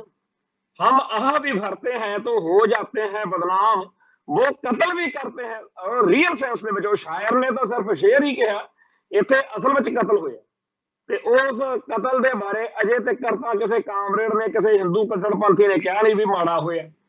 ਸਿੱਖਾਂ ਦੇ ਕਤਲ ਹੋ ਜਾਣ, ਸਿੱਖਾਂ ਦੇ ਝੂਠੇ ਮੁਕੱਦਮੇ ਹੋ ਜਾਣ, ਝੂਠੇ ਮੁਕਾਬਲਿਆਂ 'ਚ ਮਾਰ ਦਿੱਤਾ ਜਾਵੇ, ਇਹ ਲੋਕ ਉਦੋਂ ਤਾੜੀਆਂ ਮਾਰਦੇ ਆ। ਕਾਮਰੇਡ, ਲਿਬਰਲ, ਆਧਾਰਵਾਦੀ ਜਿਹਨੂੰ ਕਹੋ ਇਹ ਹਿੰਦੂ, ਇਹ ਸਾਰੇ ਦੇ ਸਾਰੇ ਜਿਹੜੇ ਨੇ ਇਸ ਵੇਲੇ ਵੀ ਦੜ ਬੱਟੀ ਬੈਠੇ ਆ ਤੇ ਐਡੇ ਜਿਹੜੇ ਹੈਗੇ ਆ ਗਾਹਾਂ ਲੰਘੇ ਹੋਏ ਨੇ ਵੀ ਸਿਸਟਮ ਦੇ ਨਾਲ ਮੇਲ ਮਿਲਾਪ ਕਰਕੇ ਸਿੱਖਾਂ ਨੂੰ ਦਬਕਾਉਣਾ ਚਾਹੁੰਦੇ ਆ, ਸਿੱਖਾਂ ਨੂੰ ਹਰ ਤਰੀਕੇ ਨਾਲ ਜਿਹੜਾ ਹੈ ਉਹ ਜਰਕਾਉਣਾ ਚਾਹੁੰਦੇ ਆ। इधर लुधियाने दे विच एक 2021 दे विच अज 23 आ, मतलब 1.5 साल पहला एक कोर्ट कंपलैक्स विच बलास्ट होया सी। ਉਹ ਸਾਰੇ ਪੁਲਿਸ ਵਾਲੇ ਸੀਗੇ ਜਿਹੜੇ ਉਸ ਮਾਮਲੇ ਵਿੱਚ। ਉਹ ਜਿਹੜਾ ਮਰਿਆ ਉਹ ਪੁਲਿਸੀਆ ਹੀ ਸੀਗਾ ਤੇ ਉਹਦੇ ਉੱਤੇ ਕੋਈ ਕੇਸ ਕੂਸ ਬਣੇ, ਆਪਦੇ ਹੀ ਮਹਿਕਮੇ ਦੇ ਤੋਂ ਦੁਖੀ ਸੀ ਉਹ ਪੁਲਿਸ ਮਹਿਕਮੇ ਤੋਂ, ਤੇ ਉਹਨੇ ਬੰਬ ਦਾ ਇੰਤਜ਼ਾਮ ਕੀਤਾ ਤੇ ਉਹ ਚਲਾਤਾ, ਜਿਹਦੇ ਵਿੱਚ ਇੱਕ ਮਰ ਗਿਆ, 6 ਜਿਹੜੇ ਸੀ ਉੱਥੇ ਫੱਟੜ ਹੋ ਗਏ। ਹੁਣ NIA ਕੋਲੇ ਕੇਸ ਚਲੇ ਗਿਆ। NIA ਵਾਲੇ ਕਹਿੰਦੇ ਜੀ ਉਹ ਤਾਂ ਇੰਟਰਨੈਸ਼ਨਲ ਸਿੱਖ ਯੂਥ ਫੈਡਰੇਸ਼ਨ ਜਾਣੀ ਕਿ ਲਖਵੀਰ ਸਿੰਘ ਰੋਡੇ ਆ ਜਿਹੜਾ ਵੀ ਉਹਨਾਂ ਨੇ ਇਹ ਬੰਬ ਚਲਵਾਇਆ। ਹੁਣ ਹੈਰਾਨੀ ਦੀ ਗੱਲ ਇਹ ਹੈ ਕਿ ਜਦੋਂ ਇਹ ਕਾਂਡ ਵਾਪਰਿਆ ਉਦੋਂ ਬੜੀ ਤੇਜ਼ੀ ਨਾਲ ਇਹ ਤੇ ਕਾਰਵਾਈ ਹੋਈ ਤੇ ਅਗਲੇ 5-6 ਦਿਨਾਂ ਦੇ ਵਿੱਚ ਸਾਰੇ ਹੀ ਤੱਥ ਨੰਗੇ ਹੋ ਗਏ ਕਿ ਇਸ ਗੱਲ ਦੇ ਵਿੱਚ ਕਿਹਨੇ ਕੀ ਕੀਤਾ। ਤੇ ਸਾਰੀ ਗੱਲ ਲੋਕਾਂ ਦੇ ਪੱਲੇ ਜਿਹੜੀ ਪਈ ਉਹ ਇਹੀ ਸੀ ਕਿ ਜੀ ਇਹ ਤਾਂ ਇੱਥੇ ਲੋਕਲ ਇੱਕ ਪੁਲਿਸ ਵਾਲਾ ਹਰਾਸ਼ ਹੋਇਆ ਸੀ, ਮਹਿਕਮੇ ਤੋਂ ਦੁਖੀ ਸੀ ਆਪਦੀਆਂ ਗੱਲਾਂ ਬਾਤਾਂ ਤੋਂ, ਤੇ ਉਹਨੇ ਇਹ ਚੰਦ ਚਾੜਿਆ। ਤੇ ਉਸ ਗੱਲ ਦੇ ਵਿੱਚ ਅੱਜ NIA ਵਾਲਿਆਂ ਨੇ ਨਵਾਂ ਹੀ ਸੱਪ ਕੱਢਤਾ। ਕਹਿੰਦੇ ਜੀ ਇਹ ਤਾਂ ਇੰਟਰਨੈਸ਼ਨਲ ਸਿੱਖ ਯੂਥ ਫੈਡਰੇਸ਼ਨ ਭਾਈ ਲਖਵੀਰ ਸਿੰਘ ਰੋਡੇ, ਜਿਹੜੇ ਕਿ ਭਾਈ ਜਸਵੀਰ ਸਿੰਘ ਰੋਡੇ ਜਾਣੀ ਕਿ ਸੰਤ ਗਿਆਨੀ ਜਰਨੈਲ ਸਿੰਘ ਜੀ ਖਾਲਸਾ ਭਿੰਡਰਾਂ ਵਾਲਿਆਂ ਦੇ ਇਹ ਭਤੀਜੇ ਨੇ। ਸਰਵਣ ਸਿੰਘ ਜਿਹੜਾ ਸੀਗਾ ਸਵਰਨ ਸਿੰਘ ਰੋਡੇ, ਉਹ ਤਾਂ ਉਹ ਆ ਜਿਹਨੇ ਲਾਲਾ ਜਗਤ ਨਾਰਾਇਣ ਸੋਧਿਆ ਸੀ। ਇਹ ਜਿਹੜਾ ਜਸਵੀਰ ਸਿੰਘ ਰੋਡੇ ਆ, ਲਖਵੀਰ ਸਿੰਘ ਰੋਡੇ ਆ, ਪਰਿਵਾਰ ਤਾਂ ਇਹ ਉਹੀ ਆ, ਭਾਵੇਂ ਬਹੁਤ ਸਾਰੀਆਂ ਗੱਲਾਂ ਦੇ ਨਾਲ ਕਰਕੇ ਇਹਨਾਂ ਦੇ ਨਾਲ ਆਪਣੀ ਅਸਹਿਮਤੀ ਵੀ ਰਹਿੰਦੀ ਆ। ਪਰ ਆਹ ਤਾਂ ਗੱਲ ਕਮਾਲ ਹੀ ਹੋ ਗਈ ਕਿ ਹੁਣ ਤੱਕ ਤਾਂ ਤੁਸੀਂ ਸਾਨੂੰ ਇਹ ਕਹਿੰਦੇ ਰਹੇ ਹੋ ਕਿ ਜੀ ਉਹ ਜਿਹੜਾ ਸਾਰਾ ਕੰਮ ਆ ਉਹ ਤਾਂ ਹੋਰ ਕਹਾਣੀ ਹੈ, ਤੇ ਤੁਸੀਂ ਅੱਜ ਕਹਿਤਾ ਵੀ ਉਹ ਤਾਂ ਜੀ ਜਿਹੜੀ ਆ ਇਹਦੇ ਚ ਲਖਵੀਰ ਸਿੰਘ ਰੋਡੇ ਦਾ ਹੱਥ ਆ। ਸੋ ਇਹਨਾਂ ਦੇ ਆਪਦੇ ਮਨ ਦੀ ਮਰਜ਼ੀ ਆ, ਜਿਹਨੂੰ ਜੋ ਮਰਜ਼ੀ ਬਣਾ ਸਕਦੇ ਆ। ਪਰ ਪਿਛਲੇ ਦਿਨੀ ਇੱਕ ਕੇਸੀ ਸਿੰਘ ਵਾਲੀ ਚਰਚਾ ਜਿਹੜੀ ਆਪਾਂ ਕੱਲ ਵੀ ਕੀਤੀ ਸੀ, ਅੱਜ ਉਹਦੀ ਇੰਟਰਵਿਊ ਸੁਣਨ ਦਾ ਮੌਕਾ ਮਿਲਿਆ। ਲੱਗਦਾ ਤਾਂ ਇਹ ਸੀ ਕਿ ਜਿਹੜਾ ਉਹਦੀ ਕਿਤਾਬ ਨੂੰ ਰਿਲੀਜ਼ ਕਰਨ ਮੌਕੇ ਰੌਲਾ ਪਿਆ ਕਿ ਤੂੰ ਬਾਰ-ਬਾਰ ਨਸਲਕੁਸ਼ੀ ਨੂੰ, ਸਿੱਖਾਂ ਦੀ ਨੂੰ, ਜਿਹੜਾ ਨਵੰਬਰ 84 ਦਾ ਕਤਲੇਆਮ ਆ ਸਾਡਾ, ਉਹਨੂੰ ਦੰਗੇ ਕਿਉਂ ਕਹਿਣਾ, ਪਰ ਉਹਦੇ ਕੋਈ ਅਸਰ ਨਹੀਂ ਹੋਇਆ ਲੱਗਦਾ। ਕੇਸੀ ਸਿੰਘ ਨੇ ਜਿਹੜੀ ਇੰਟਰਵਿਊ ਦਿੱਤੀ ਹੈ ਉਹਦੇ ਵਿੱਚ ਵੀ ਉਹਨੇ ਗੋਲ ਜੀ ਗੱਲ ਕੀਤੀ ਆ ਵੀ ਜਿਹੜਾ ਕੁਝ ਉਦੋਂ ਹੋਇਆ, ਇਹ ਕੀ ਹੋਇਆ ਵੀ ਜਿਹੜਾ ਕੁਝ ਉਦੋਂ ਹੋਇਆ। ਸੋ ਇਹੋ ਜਿਹੇ ਬਹੁਤ ਲੋਕ ਨੇ ਜਿਨ੍ਹਾਂ ਨੂੰ ਭਾਰਤ ਮਾਤਾ ਦਾ ਬੁਖਾਰ ਚੜਿਆ ਹੋਇਆ, ਇਹਨਾਂ ਦੇ ਗਲਾਂ 'ਚ ਟਾਇਰ ਪੈ ਜਾਣ, ਧੀਆਂ ਭੈਣਾਂ ਬੇਪੱਤ ਹੋ ਜਾਣ, ਜ਼ੁਲਮ ਹੋ ਜੇ, ਜੇ ਇਹਨਾਂ ਨੂੰ ਫੇਰ ਵੀ ਕਹੀਏ ਤਾਂ ਇਹ ਹਿੰਦੁਸਤਾਨ ਦੀ ਰਾਮਕਾਰ ਨੂੰ ਟੱਪ ਨਹੀਂ ਸਕਦੇ। ਇਹ ਉੱਥੇ ਕੀ ਰਹਿੰਦੇ ਆ, ਇਹਨਾਂ ਦੇ ਉੱਤੇ ਜਿੰਨਾ ਮਰਜ਼ੀ ਜ਼ੁਲਮ ਹੋਈ ਜਾਵੇ, ਜਿੰਨਾ ਮਰਜ਼ੀ ਮਾੜਾ ਵਾਪਰੀ ਜਾਵੇ, ਨਾ ਇਹਨਾਂ ਨੂੰ ਕੌਮ ਨਾਲ ਨਾ ਇਹਨਾਂ ਨੂੰ ਕੋਈ ਹੋਰ। ਉਹ ਲੋਕ ਹੋਰ ਸੀ ਜਿਨ੍ਹਾਂ ਨੇ ਉਦੋਂ ਅਸਤੀਫੇ ਦੇਤੇ। ਇਹ ਤਾਂ ਗਿਆਨੀ ਜੈਲ ਸਿੰਘ ਨੂੰ ਡਿਫੈਂਡ ਕਰੀ ਜਾਂਦਾ ਕਿ ਜੀ ਉਹਨੇ ਅਸਤੀਫਾ ਨਹੀਂ ਦਿੱਤਾ, ਤਾਂ ਇਉਂ ਨਹੀਂ ਦਿੱਤਾ, ਤਾਂ ਨਹੀਂ ਦਿੱਤਾ। ਉਹਨੂੰ ਮਤਲਬ ਹਰ ਤਰੀਕੇ ਨਾਲ ਲੱਗਦਾ ਕਿ ਗਿਆਨੀ ਜੈਲ ਸਿੰਘ ਨੇ ਜੋ ਕੀਤਾ ਠੀਕ ਕੀਤਾ। ਸੋ ਅਸੀਂ ਇਹ ਸਮਝਦੇ ਹਾਂ ਕਿ ਕੱਲਾ ਕੇਸੀ ਸਿੰਘ ਨਹੀਂ, ਇਹੋ ਜਿਹੇ ਹੋਰ ਬਹੁਤ ਨੇ ਜਿਨ੍ਹਾਂ ਨੇ ਭਾਰਤ ਨਾਲ ਜਾਂ ਭਾਰਤੀ ਹਕੂਮਤੀ ਸਿਸਟਮ ਨਾਲ ਆਪਦੇ ਆਪ ਨੂੰ ਇੰਨਾ ਬੁਰੀ ਤਰ੍ਹਾਂ ਬੰਨ ਲਿਆ ਵਾ ਕਿ ਹੁਣ ਉਹ ਸਿੱਖ ਰਾਸ਼ਟਰ ਦੀ ਗੱਲ ਤਾਂ ਦੂਰ, ਉਹ ਸਿੱਖੀ ਤੋਂ ਵੀ ਜਿਹੜਾ ਹੈਗਾ ਟਾਲਾ ਵੱਟ ਰਹੇ ਨੇ। ਉਹਨਾਂ ਨੂੰ ਲੱਗਦਾ ਕਿ ਸਾਡੀ ਹੁਣ ਕੋਈ ਜੀ ਗੱਲ ਨਹੀਂ ਬਣਨੀ, ਆਪਾਂ ਆਰਾਮ ਦੇ ਨਾਲ ਇੱਥੇ ਨਜ਼ਾਰੇ ਲਾਓ। ਸੋ ਉਹ ਜਿਹੜਾ ਮਾਹੌਲ ਆ ਉਹਨੂੰ ਸਮਝਣ ਦੀ ਲੋੜ ਆ ਕਿ ਸਰਕਾਰੀ ਮਹਿਕਮਿਆਂ ਦੇ ਵਿੱਚ ਕਿਵੇਂ ਸਿੱਖਾਂ ਦਾ ਹਿੰਦੀਕਰਨ ਜਾਂ ਹਿੰਦੂਕਰਨ ਹੋ ਰਿਹਾ। ਤੇ ਇੱਥੇ ਪੰਜਾਬ ਦੇ ਵਿੱਚ ਜਿਹੜੀ ਆਮ ਆਦਮੀ ਪਾਰਟੀ ਦੀ ਸਰਕਾਰ ਆ ਉਹਦੇ ਨਾਲ ਸੰਬੰਧਿਤ ਇੱਕ ਅਹਿਮ ਖਬਰ ਜਿਹੜੀ ਆ ਉਹ ਇਹ ਆ ਕਿ ਆਮ ਆਦਮੀ ਪਾਰਟੀ ਦੀ ਜਿਹੜੀ ਸਰਕਾਰ ਆ ਪੰਜਾਬੀ ਰਾਜ ਭਾਸ਼ਾ ਤਰਮੀਮ ਐਕਟ ਨੂੰ ਲਾਗੂ ਕਰਾਉਣ ਵਿੱਚ ਅਸਫਲ ਰਹੀ ਹੈ। ਖਬਰ ਇਹ ਆ ਕਿ ਪੰਜਾਬੀ ਮਾਂ ਬੋਲੀ ਦੇ ਰਾਖੇ ਆ ਕੇ ਆਪਣੀ ਪਿੱਠ ਥਾਪਤ ਪਾਉਣ ਵਾਲੀ ਆਮ ਆਦਮੀ ਪਾਰਟੀ ਦੀ ਸਰਕਾਰ ਵੱਲੋਂ ਹੁਣ ਤੱਕ ਜ਼ਿਲ੍ਹਾ ਅਤੇ ਰਾਜ ਪੱਧਰੀ ਪੰਜਾਬੀ ਭਾਸ਼ਾ ਅਧਿਕਾਰਤ ਕਮੇਟੀਆਂ ਤੱਕ ਨਹੀਂ ਬਣਾ ਹੋਈਆਂ। ਮੁੱਖ ਮੰਤਰੀ ਭਗਵੰਤ ਮਾਨ ਵੱਲੋਂ ਸੱਤਾ ਵਿੱਚ ਆਉਂਦਿਆਂ ਹੀ ਸਾਰੇ ਬੋਰਡ ਤੇ ਤਖਤੀਆਂ ਪੰਜਾਬੀ 'ਚ ਨਾਂ ਬਦਲਣ ਵਾਲਿਆਂ ਖਿਲਾਫ ਕਾਰਵਾਈ ਕਰਨ ਦਾ ਢੰਡੋਰਾ ਪਿੱਟਿਆ ਗਿਆ ਸੀ। ਪਰ ਅੱਜ ਆਲਮ ਇਹ ਹੈ ਕਿ ਆਪ ਸਰਕਾਰ ਦੇ ਕਾਰਜਕਾਲ ਦਾ ਸਮਾਂ 1 ਸਾਲ ਤੋਂ ਵੱਧ ਬੀਤ ਚੁੱਕਾ ਹੈ, ਪਰ ਮਾਂ ਬੋਲੀ ਦੇ ਪ੍ਰਚਾਰ ਅਤੇ ਪ੍ਰਸਾਰ ਨੂੰ ਅਮਲੀ ਰੂਪ 'ਚ ਲਾਗੂ ਕਰਾਉਣ ਲਈ ਬਣਾਈਆਂ ਜਾਂਦੀਆਂ ਜ਼ਿਲ੍ਹਾ ਅਤੇ ਰਾਜ ਪੱਧਰੀ ਪੰਜਾਬੀ ਭਾਸ਼ਾ ਅਧਿਕਾਰਤ ਕਮੇਟੀਆਂ ਤੱਕ ਬਣਾਉਣ ਨੂੰ ਗੰਭੀਰਤਾ ਨਾਲ ਨਹੀਂ ਲਿਆ ਗਿਆ। ਇਹਨਾਂ ਕਮੇਟੀਆਂ ਵੱਲੋਂ ਸਮੇਂ-ਸਮੇਂ ਤੇ ਮੀਟਿੰਗਾਂ ਕਰਕੇ ਪੰਜਾਬੀ ਭਾਸ਼ਾ ਸੰਬੰਧੀ ਹੋਏ ਸੁਧਾਰਾਂ ਅਤੇ ਖਾਮੀਆਂ ਦੀ ਸਮੀਖਿਆ ਕਰਕੇ ਅਗਲੇਰੀ ਕਾਰਵਾਈ ਕਰਨੀ ਹੁੰਦੀ ਹੈ। ਹੁਣ ਇਸ ਖਬਰ ਦਾ ਤੱਤ-ਸਾਰ ਤਾਂ ਆਪਾਂ ਸਮਝ ਲਿਆ, ਪਰ ਜੇਕਰ ਭਗਵੰਤ ਮਾਨ ਦੀ ਸਰਕਾਰ ਜਾਂ ਬਾਦਲ ਦੀ ਸਰਕਾਰ ਜਾਂ ਕਿਸੇ ਹੋਰ ਦੀ ਸਰਕਾਰ ਚਾਹਵੇ ਵੀ ਤਾਂ ਇੰਨੀ ਜਲਦੀ ਅਫਸਰਸ਼ਾਹੀ ਨੂੰ ਸਿੱਧਾ ਨਹੀਂ ਕੀਤਾ ਜਾ ਸਕਦਾ। ਇਹਨਾਂ ਦੇ ਦਿਮਾਗ ਵਿੱਚ ਬੜਿਆ ਹੋਇਆ ਵੀ ਜਿਹੜੇ ਪੰਜਾਬੀ ਵਿੱਚ ਕੰਮ ਕਰਦੇ ਲੋਕ ਨੇ ਉਹ ਤਾਂ ਐਵੇਂ ਹੀ ਨੇ, ਵਧੀਆ ਬੰਦੇ ਤਾਂ ਉਹ ਨੇ ਜਿਹੜੇ ਅੰਗਰੇਜ਼ੀ ਫਰਨ ਬੋਲਦੇ ਆ, ਜਿਹੜੇ ਅੰਗਰੇਜ਼ੀ ਵਿੱਚ ਚਿੱਠੀਆਂ ਪੱਤਰ ਕਰਦੇ ਆ। ਸੋ ਇਸ ਬਿਮਾਰੀ ਦਾ ਇਲਾਜ ਸਿਰਫ ਉਦੋਂ ਹੋਇਆ ਸੀ ਜਦੋਂ 4 ਜੁਝਾਰੂ ਜਥੇਬੰਦੀਆਂ ਨੇ 1999-90 ਦੇ ਦੌਰ ਵਿੱਚ ਪੰਜਾਬੀ ਲਾਗੂ ਕਰਾਈ ਸੀ। ਉਦੋਂ ਪੰਜਾਬ ਦੇ ਵਿੱਚ ਜਿਹੜੇ ਪੇਂਟਰ ਨੇ ਇਹਨਾਂ ਨੂੰ ਪੁਲਿਸ ਵਾਲੇ ਕਹਿੰਦੇ ਸੀ ਵੀ ਤੂੰ ਛੇਤੀ ਇਹਨੂੰ ਛੱਡ, ਸਕੂਟਰ ਤੇ ਜਿਹੜਾ ਲਿਖਾਉਣਾ ਆ ਤੇਰੇ ਕੋਲੇ ਗੁਰਮੁਖੀ ਚ ਪੰਜਾਬੀ ਚ, ਤੂੰ ਚੁੱਪ ਕਰਕੇ ਸਾਡੇ ਨਾਲ ਬੈਠ ਗੱਡੀ ਚ, ਸਾਡੇ ਥਾਣੇ ਤੇ ਲਿਖ ਕੇ ਆ ਬਈ ਥਾਣਾ ਸਦਰ, ਕਿਉਂਕਿ ਹੁਣ ਪੰਜਾਬੀ ਲਾਗੂ ਹੋ ਗਈ ਤੇ ਹੋਰ ਨਾ ਕੋਈ ਚੰਦ ਚੜ ਜੇ।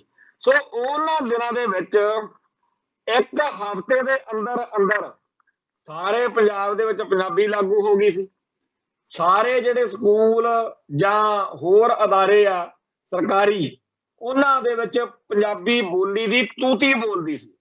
ਤੇ ਇਹ ਜਿਹੜੀ ਅਫਸਰਸ਼ਾਹੀ ਜਿਹੜੀ ਹੁਣ ਕਹਿੰਦੇ ਕਹਾਉਂਦੇ ਅਫਸਰਾਂ ਲੀਡਰਾਂ ਨੂੰ, ਵੱਡੀਆਂ ਜਿਹੜੀਆਂ ਪੋਲੀਟੀਕਲ ਸ਼ਖਸੀਅਤਾਂ ਨੇ ਉਹਨਾਂ ਨੂੰ ਟਿਚਰਾਂ ਕਰਦੀ ਆ, ਅੱਜ ਉਹ ਬੇਬਸ ਹੋਏ ਫਿਰਦੇ ਆ ਸਾਰੇ ਪੋਲੀਟੀਕਲ ਲੀਡਰ। ਤੇ ਉਹਦੇ ਵਿੱਚ ਸਿਰਫ ਤੇ ਸਿਰਫ ਜੇ ਕੋਈ ਚੀਜ਼ ਖੜੀ ਆ ਤਾਂ ਖਾੜਕੂ ਲਹਿਰ ਸੀ, ਖਾਲਿਸਤਾਨੀ ਲਹਿਰ ਸੀ, ਜੁਝਾਰੂ ਸੂਰਮੇ ਸੀ ਜਿਨ੍ਹਾਂ ਨੇ ਇਹਨਾਂ ਨੂੰ ਬਾਣੀ ਪਾਇਆ, ਨਹੀਂ ਇਹ ਕਦੇ ਕਿਸੇ ਤੋਂ ਕਾਬੂ ਨਹੀਂ ਆਏ।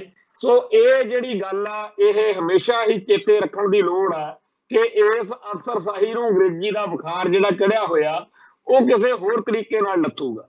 ਇੱਕ ਪਾਸੇ ਤਾਂ ਮੁਲਕ ਦਾ ਪੂਰੇ ਦਾ ਢਾਂਚਾ ਪੰਜਾਬੀ ਦੇ ਖਿਲਾਫ ਆ। ਜਦੋਂ ਤਾਂ ਪੰਜਾਬ ਦੇ ਵਿੱਚ ਬੱਸ ਵੜਦੀ ਆ ਕੋਈ ਬਾਹਰੋਂ ਕਿਸੇ ਦੂਜੇ ਸੂਬੇ ਦੀ, ਉਹ ਤਾਂ ਕਦੇ ਨਹੀਂ ਕਹਿੰਦੇ ਵੀ ਹੁਣ ਪੰਜਾਬ ਆ ਗਿਆ, ਅਸੀਂ ਅੰਮ੍ਰਿਤਸਰ ਤੱਕ ਜਾਂ ਜਲੰਧਰ ਤੱਕ ਜਾਂ ਲੁਧਿਆਣੇ ਤੱਕ ਜਾਣਾ ਤੇ ਹੁਣ ਅਸੀਂ ਆਪਦਾ ਬੋਰਡ ਪੰਜਾਬੀ ਚ ਕਰ ਲਈਏ। ਉਹਨਾਂ ਦੇ ਉੱਤੇ ਜਿਹੜਾ ਲਿਖਿਆ ਹੁੰਦਾ ਬੋਰਡ ਮੂਹਰੇ ਜਿੱਧਰ ਦੀ ਜਾਣਾ ਬੱਸ ਨੇ ਉਹ ਹਿੰਦੀ ਚ ਹੀ ਰਹਿੰਦਾ। ਪਰ ਜਿਹੜੀ ਬੱਸ ਪੰਜਾਬ ਤੋਂ ਤੁਰਦੀ ਆ ਉਹ ਪੰਜਾਬ ਦੇ ਬੱਸ ਅੱਡੇ ਤੋਂ ਹਿੰਦੀ ਚ ਬੋਰਡ ਲਾ ਕੇ ਨਿਕਲਦੀ ਹੈ ਵੀ ਅਸੀਂ ਦਿੱਲੀ ਨੂੰ ਚੱਲੇ। ਐਵੇਂ ਹੀ ਹੋਰ ਜਿਹੜੇ ਢੰਗ ਤਰੀਕੇ ਆ, ਇੱਥੇ ਬੈਂਕਾਂ 'ਚ ਚਲੇ ਜਾਓ, ਰੇਲਵੇ ਸਟੇਸ਼ਨਾਂ ਤੇ ਚਲੇ ਜਾਓ, ਹਰ ਥਾਂ ਦੇ ਉੱਤੇ ਹਿੰਦੀ ਦਾ ਬੋਲਬਾਲਾ ਲਿਖ ਕੇ ਲਾਇਆ ਹੋਇਆ ਵੀ ਹਿੰਦੀ ਆ ਜਾਓ, ਅੰਗਰੇਜ਼ੀ ਆ ਜਾਓ, ਪੰਜਾਬੀ ਨੂੰ ਡਿਸਰਿਸਪੈਕਟ ਦਿੱਤੀ ਜਾ ਰਹੀ ਹੈ। ਮੈਂ ਇਹ ਕਹਿਣਾ ਕਿ ਜੇ ਪੰਜਾਬ ਦੇ ਵਿੱਚ ਪੰਜਾਬੀ ਬੋਲੀ ਦਾ ਇਹ ਹਾਲ ਆ ਤੇ ਫਿਰ ਇਹਦੀ ਇੱਜ਼ਤ ਕਿੱਥੇ ਹੋਊਗੀ। ਸਾਡੇ ਬਹੁਤ ਸਾਰੇ ਸੱਜਣ ਮਿੱਤਰ ਬਾਹਰਲੇ ਮੁਲਕਾਂ 'ਚ ਗਏ ਆ, ਉਹਨਾਂ ਵਿੱਚੋਂ ਕੈਨੇਡਾ ਵਾਲੇ ਸਾਰੇ ਕਹਿੰਦੇ ਆ ਵੀ ਇੱਥੇ ਆ ਕੇ ਦੇਖੋ, ਇੱਥੇ ਸਾਨੂੰ ਕਦੇ ਮਹਿਸੂਸ ਨਹੀਂ ਹੁੰਦਾ ਕਿ ਸਾਡੀ ਪੰਜਾਬੀ ਮਾਂ ਬੋਲੀ ਦਾ ਕਿਸੇ ਤਰੀਕੇ ਨਾਲ ਤਿਰਸਕਾਰ ਕੀਤਾ ਜਾ ਰਿਹਾ। ਪਰ ਪੰਜਾਬ ਦੇ ਵਿੱਚ ਪੰਜਾਬੀ ਬੋਲੀ ਨੂੰ ਹਰ ਸੰਭਵ ਤਰੀਕੇ ਨਾਲ ਤਿਰਸਕਾਰਿਆ ਜਾ ਰਿਹਾ। ਆ ਜਿਹੜਾ ਨਤੀਜਾ ਆ 10ਵੀਂ ਦਾ ਬੜਾ ਪਿੱਟਿਆ ਜਾ ਰਿਹਾ ਕਿ ਸਭ ਤੋਂ ਭੈੜਾ ਨਤੀਜਾ ਜਿਹੜਾ ਹੈ ਪੰਜਾਬੀ ਬੋਲੀ ਦਾ ਇਸ ਵਾਰ ਆਇਆ। ਪਰ ਇਹਦੇ ਨਾਲੋਂ ਵੀ ਮਾੜਾ ਵਾਪਰੇਗਾ। ਜਿਸ ਤਰੀਕੇ ਦਾ ਮਾਹੌਲ ਸਿਰਜਿਆ ਜਾ ਰਿਹਾ ਸਕੂਲਾਂ ਕਾਲਜਾਂ ਦੇ ਵਿੱਚ, ਜਿਸ ਤਰੀਕੇ ਦੇ ਨਾਲ ਪੰਜਾਬੀ ਬੋਲਣ ਦੇ ਖਿਲਾਫ ਮਾਹੌਲ ਆ, ਇਹ ਹਾਲਾਤ ਹੱਥੋਂ ਨਿਕਲ ਜਾਣਗੇ ਤੇ ਅਨਪੜ੍ਹ ਬੰਦੇ ਜਿਹੜੇ ਬਿਲਕੁਲ ਕੋਰੇ ਬੰਦੇ ਨੇ ਉਹ ਰਹਿ ਗਏ ਨੇ ਜਿਨ੍ਹਾਂ ਕੋਲੇ ਪੰਜਾਬੀ ਦੇ ਅਸਲ ਠੇਠ ਸ਼ਬਦ ਨੇ। ਨਹੀਂ ਤਾਂ ਜਿਹੜੀ ਪੰਜਾਬੀ ਸਾਨੂੰ ਪੜ੍ਹਾਈ ਜਾਂਦੀ ਆ ਉਹ ਸਮਝ ਨਹੀਂ ਆਉਂਦੀ ਉਹ ਹਿੰਦੀ ਆ ਕਿ ਅੰਗਰੇਜ਼ੀ ਆ। ਸੋ ਖਿਚੜੀ ਬੋਲੀ ਦੇ ਰਾਹ ਤੋਰ ਕੇ ਪੰਜਾਬੀ ਬੋਲੀ ਦਾ ਚਰਬਾ ਕੀਤਾ ਜਾ ਰਿਹਾ ਤੇ ਪੰਜਾਬੀ ਕਹਿ ਕੇ ਜਿਹੜਾ ਕੁਝ ਪਰੋਸਿਆ ਜਾ ਰਿਹਾ ਉਹ ਪੰਜਾਬੀ ਨਹੀਂ ਹੈ। ਪਾਕਿਸਤਾਨ ਦੇ ਵਿੱਚ ਵੀ ਪੰਜਾਬੀ ਬੋਲੀ ਨੂੰ ਸਮੱਸਿਆ ਹੈ, ਪਰ ਅਜੇ ਉੱਥੇ ਫਿਰ ਵੀ ਇੱਥੇ ਨਾਲੋਂ ਫਰਕ ਹੈ। ਪਰ ਇੱਥੇ ਤਾਂ ਮਿਥ ਕੇ ਪੰਜਾਬੀ ਬੋਲੀ ਖਤਮ ਕੀਤੀ ਜਾ ਰਹੀ ਹੈ। ਇੱਕ ਹੋਰ ਅਹਿਮ ਖਬਰ ਜਿਹੜੀ ਆ ਕਿ ਸ਼੍ਰੋਮਣੀ ਗੁਰਦੁਆਰਾ ਪ੍ਰਬੰਧਕ ਕਮੇਟੀ ਦੀਆਂ ਚੋਣਾਂ ਬਾਰੇ ਚਰਚਾ ਚੱਲ ਰਹੀ ਆ ਕਿ ਵੋਟਾਂ ਬਣਾਉਣ ਲੱਗੇ ਆ। ਹੋ ਸਕਦਾ ਬੜੀ ਜਲਦੀ ਸ਼੍ਰੋਮਣੀ ਕਮੇਟੀ ਦੀਆਂ ਚੋਣਾਂ ਦਾ ਵੀ ਕੋਈ ਐਲਾਨ ਵਗੈਰਾ ਜਿਹੜਾ ਹੈ ਉਹ ਕੀਤਾ ਜਾਵੇ। ਅਜੇ ਇਹ ਸ਼ੁਰੂਆਤੀ ਦੌਰ ਵਿੱਚ ਆ ਗੱਲ, ਤੇ ਹੋ ਸਕਦਾ ਕੋਈ ਚੱਜ ਹੱਲ ਦੀ ਗੱਲ ਬਣੇ। ਤੇ ਇੱਕ ਭਾਈ ਮਹਿੰਗਾ ਸਿੰਘ ਬੱਬਰ ਜਿਹੜੇ ਕਿ ਜੂਨ 84 ਦੇ ਘੱਲੂਘਾਰੇ ਦੇ ਸਭ ਤੋਂ ਪਹਿਲੇ ਸ਼ਹੀਦ ਮੰਨੇ ਜਾਂਦੇ ਆ, ਜਿਨ੍ਹਾਂ ਨੂੰ ਜਦੋਂ ਫੌਜੀ ਹਮਲਾ ਹੋਇਆ, ਘੱਲੂਘਾਰਾ ਵਾਪਰਿਆ, 1 ਜੂਨ ਨੂੰ ਸ਼ਹੀਦੀ ਹੋਈ। ਉਹਨਾਂ ਦੀ ਯਾਦ ਵਿੱਚ ਬਾਬਾ ਅਟੱਲ ਵਾਲੇ ਪਾਸੇ ਗੁਰਦੁਆਰਾ ਸਾਹਿਬ ਦਾ ਜਿਹੜਾ ਬਾਬਾ ਅਟੱਲ ਦੇ ਵਿੱਚ ਗੁਰਦੁਆਰਾ ਸਾਹਿਬ ਆ, ਉੱਥੇ 1 ਜੂਨ ਨੂੰ ਉਹਨਾਂ ਦਾ ਸ਼ਹੀਦੀ ਦਿਹਾੜਾ ਮਨਾਇਆ ਜਾਣਾ। ਭਾਈ ਮਹਿੰਗਾ ਸਿੰਘ ਬੱਬਰ ਦੇ ਬਾਰੇ ਸਿੱਖ ਜਗਤ ਵਿੱਚ ਜਿੰਨੀ ਜਾਗਰਤੀ ਹੋਣੀ ਚਾਹੀਦੀ ਆ, ਉਨੀ ਜੇ ਨਹੀਂ ਹੈ ਤਾਂ ਉਹਦਾ ਕਾਰਨ ਇਹੀ ਹੈ ਕਿ ਆਪਾਂ ਵੱਡੀਆਂ ਸ਼ਖਸੀਅਤਾਂ ਜਾਂ ਵੱਡੇ ਜਿਹੜੇ ਘਟਨਾਕ੍ਰਮ ਦਾ ਹਿੱਸਾ ਹੁੰਦੇ ਆ, ਉਹਨਾਂ ਵੱਲ ਝੁਕ ਜਾਂਦੇ ਆ। ਆਪਾਂ ਨੂੰ ਸੰਤ ਗਿਆਨੀ ਜਰਨੈਲ ਸਿੰਘ ਜੀ ਖਾਲਸਾ ਭਿੰਡਰਾਂ ਵਾਲਿਆਂ ਦਾ ਪਤਾ ਹੈ, ਆਪਾਂ ਨੂੰ ਭਾਈ ਅਮਰੀਕ ਸਿੰਘ ਤੇ ਜਨਰਲ ਸਵੇਗ ਸਿੰਘ ਦਾ ਪਤਾ, ਆਪਾਂ ਨੂੰ ਭਾਈ ਮਹਿੰਗਾ ਸਿੰਘ ਬੱਬਰ ਦਾ ਨਹੀਂ ਪਤਾ। ਭਾਈ ਮਹਿੰਗਾ ਸਿੰਘ ਬੱਬਰ ਜਿਹੜੇ ਜਗਾਦਰੀ ਤੋਂ ਇੱਥੇ ਆ ਕੇ ਹਰਿਆਣੇ ਤੋਂ ਪੰਜਾਬ ਦੇ ਵਿੱਚ ਅਖੰਡ ਕੀਰਤਨੀ ਜਥੇ ਦੇ ਨਾਲ ਭਾਈ ਸੁਖਦੇਵ ਸਿੰਘ ਬੱਬਰ ਉਹਨਾਂ ਦੇ ਨਾਲ ਰਲ ਕੇ ਸੇਵਾ ਕਰਦੇ ਰਹੇ, ਤੇ ਇੱਥੇ ਉਹਨਾਂ ਨੇ ਇਸ ਤੋਂ ਪਹਿਲਾਂ ਵੀ ਪੰਥ ਦੀ ਚੜ੍ਹਦੀ ਕਲਾ ਦੀਆਂ ਸਾਰੀਆਂ ਸਰਗਰਮੀਆਂ 'ਚ ਹਿੱਸਾ ਲੈਂਦਿਆਂ ਹੋਇਆਂ ਆਪਣਾ ਨਾਂ ਜਿਹੜਾ ਹੈ ਉਹ ਕਾਇਮ ਕੀਤਾ। ਅੰਤ ਉਹ ਇੱਥੇ ਜਦੋਂ CRP ਨੇ 1 ਜੂਨ ਨੂੰ ਫਾਇਰਿੰਗ ਕੀਤੀ ਆ, ਉਦੋਂ ਉਹ ਸ਼ਹੀਦ ਹੋਏ ਨੇ। ਇਵੇਂ ਹੀ ਇੱਕ ਭਾਈ ਰਾਮ ਸਿੰਘ ਚਲੱਦਾ ਹੋਏ। ਭਾਈ ਰਾਮ ਸਿੰਘ ਚਲੱਦਾ ਉਹ ਸ਼ਖਸੀਅਤ ਹੈ ਜਿਨ੍ਹਾਂ ਦਾ ਜ਼ਿਕਰ ਚੱਲਦਾ ਰਿਹਾ ਕਿ ਜਦੋਂ ਦਮਦਮੀ ਟਕਸਾਲ ਦੇ ਵਿੱਚ ਸੰਤ ਗਿਆਨੀ ਕਰਤਾਰ ਸਿੰਘ ਜੀ ਖਾਲਸਾ ਭਿੰਡਰਾਂ ਵਾਲੇ ਚੜ੍ਹਾਈ ਕੀਤੇ ਹੈ, ਸੱਚਖੰਡ ਵਿਰਾਜੇ ਆ, ਬਈ ਇਹਨਾਂ ਨੂੰ ਟਕਸਾਲ ਦਾ ਮੁਖੀ ਬਣਾਇਆ ਜਾਵੇ। ਹੋਰ ਵੀ ਕਈਆਂ ਦਾ, ਭਾਈ ਅਮਰੀਕ ਸਿੰਘ ਦਾ ਜ਼ਿਕਰ ਵੀ ਚੱਲਦਾ ਰਿਹਾ, ਪਰ ਭਾਈ ਰਾਮ ਸਿੰਘ ਚਲੱਦਾ ਵੀ ਇਹੋ ਜਿਹੀ ਸ਼ਖਸੀਅਤ ਸੀ। ਖੈਰ, ਜਿਹਨੂੰ ਸੇਵਾ ਮਿਲਣੀ ਹੁੰਦੀ ਆ ਉਹ ਦਸਤਾਰ ਭਾਈ ਸੰਤ ਗਿਆਨੀ ਜਰਨੈਲ ਸਿੰਘ ਜੀ ਖਾਲਸਾ ਭਿੰਡਰਾਂ ਵਾਲਿਆਂ ਨੂੰ ਮਿਲ ਗਈ, ਉਹਨਾਂ ਨੇ ਸੇਵਾ ਸੰਭਾਲ ਲਈ। ਪਰ ਭਾਈ ਰਾਮ ਸਿੰਘ ਜੀ ਟਕਸਾਲ ਦੇ ਵਿੱਚ ਰਹਿ ਕੇ ਆਪਣੇ ਫਰਜ਼ ਨਿਭਾਉਂਦੇ ਰਹੇ। 1980 ਦੇ ਵਿੱਚ ਜਦੋਂ ਗੁਰਵਚਨਾ ਨਰਕਧਾਰੀਆ ਤੇ ਉਹਦੇ ਸਾਰੇ ਸਾਥੀ ਜਿਹੜੇ ਆ 1978 ਦੇ ਸਾਕੇ ਵਾਲੇ, ਉਹ ਜਦੋਂ ਛੱਡ ਦਿੱਤੇ ਸਰਕਾਰ ਨੇ, ਅਦਾਲਤ ਨੇ, ਤੇ ਉਸ ਮੌਕੇ ਜਿਹੜੇ ਤਾਨੇ ਮਿਹਣੇ ਮਾਰੇ ਕਿ ਜੀ ਤੁਹਾਡਾ ਗੁਰੂ ਤਾਂ ਸਿਰਫ 52 ਛੜਾ ਕੇ ਲਿਆਇਆ ਸੀ, ਸਾਡੇ ਵਾਲਾ ਜ਼ਿਆਦਾ ਛੜਾ ਕੇ ਲਿਆਇਆ, ਨਰਕਧਾਰੀਆਂ ਨੇ ਜਦੋਂ ਇਹੋ ਜਿਹੀ ਗੱਲ ਕੀਤੀ ਤਾਂ ਉਹਦੇ ਹਿਸਾਬ ਦੇ ਨਾਲ ਸਿੱਖਾਂ ਦੀ ਅਣਖ ਨੂੰ ਮਿਹਣਾ ਵੱਜਿਆ ਤੇ ਭਾਈ ਰਾਮ ਸਿੰਘ ਚਲੱਦਾ ਟਕਸਾਲ ਦੇ ਸੈਂਟਰ ਮਹਿਤੇ ਤੋਂ ਕੁਛ ਦਿਨ ਲਈ ਆਸੇ-ਪਾਸੇ ਹੋ ਗਏ। ਉਪਰੰਤ ਸਿੱਧੀ ਖਬਰ ਆਈ ਕਿ ਜੀ ਦਿੱਲੀ ਦੇ ਵਿੱਚ ਗੁਰਵਚਨਾ ਨਰਕਧਾਰੀ ਜਿਹੜਾ ਹੈ ਸੋਧਿਆ ਗਿਆ। ਇਸ ਗੱਲ ਦੇ ਵਿੱਚ ਬਹੁਤ ਘੱਟ ਲੋਕਾਂ ਨੂੰ ਪਤਾ ਕਿ ਕਿਵੇਂ ਭਾਈ ਰਾਮ ਸਿੰਘ ਚਲੱਦੇ ਨੇ ਅੰਡਰਗਰਾਉਂਡ ਜਿਹੜੀਆਂ ਸਰਗਰਮੀਆਂ ਸੀ ਉਹ ਸ਼ੁਰੂ ਕਰਾਈਆਂ। ਭਾਈ ਤਲਵਿੰਦਰ ਸਿੰਘ ਬੱਬਰ, ਭਾਈ ਸੁਖਦੇਵ ਸਿੰਘ ਬੱਬਰ, ਭਾਈ ਸੁਰਿੰਦਰ ਸਿੰਘ ਨਾਗੋਕੇ, ਭਾਈ ਮੇਜਰ ਸਿੰਘ ਨਾਗੋਕੇ, ਹੋਰ ਬਹੁਤ ਸਾਰੇ ਸਿੰਘ ਜਿਨ੍ਹਾਂ ਨੇ ਇਸ ਪਾਸੇ ਨੂੰ ਲਹਿਰ ਦਾ ਮੁੱਢ ਬੰਨਿਆ, ਉਹਨਾਂ ਨੇ ਗੁਪਤ ਤੌਰ ਦੇ ਉੱਤੇ ਅੱਗੇ ਵਧਣਾ ਜਾਰੀ ਰੱਖਿਆ, ਜਿਹਦੇ ਵਿੱਚੋਂ ਬਾਅਦ ਵਿੱਚ ਇੱਕ ਧਿਰ ਬੱਬਰ ਖਾਲਸਾ ਬਣ ਗਈ, ਦੂਜੀ ਭਾਈ ਜਿਹੜੇ ਰਾਮ ਸਿੰਘ ਚਲੱਦੇ ਹੋਣੀ, ਭਾਈ ਮੇਜਰ ਸਿੰਘ ਨਾਗੋਕੇ ਹੋਣੀ ਸੀ, ਉਹ ਟਕਸਾਲ ਨਾਲ ਖੜੇ ਰਹੇ।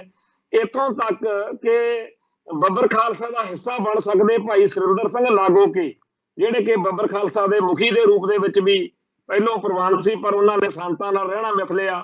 ਭਾਈ ਅਮਰਜੀਤ ਸਿੰਘ ਖੇਮਕਰਨ ਤੇ ਭਾਈ ਬਲਵਿੰਦਰ ਸਿੰਘ ਖੋਜਕੀਪੁਰ, ਇਹ ਸਾਰੇ ਦੇ ਸਾਰੇ ਸੰਤਾਂ ਵੱਲ ਚਲੇ ਗਏ, ਉਧਰ ਬੱਬਰ ਖਾਲਸਾ ਸਿੰਘ ਵੱਖਰੇ ਰਹਿ ਗਏ।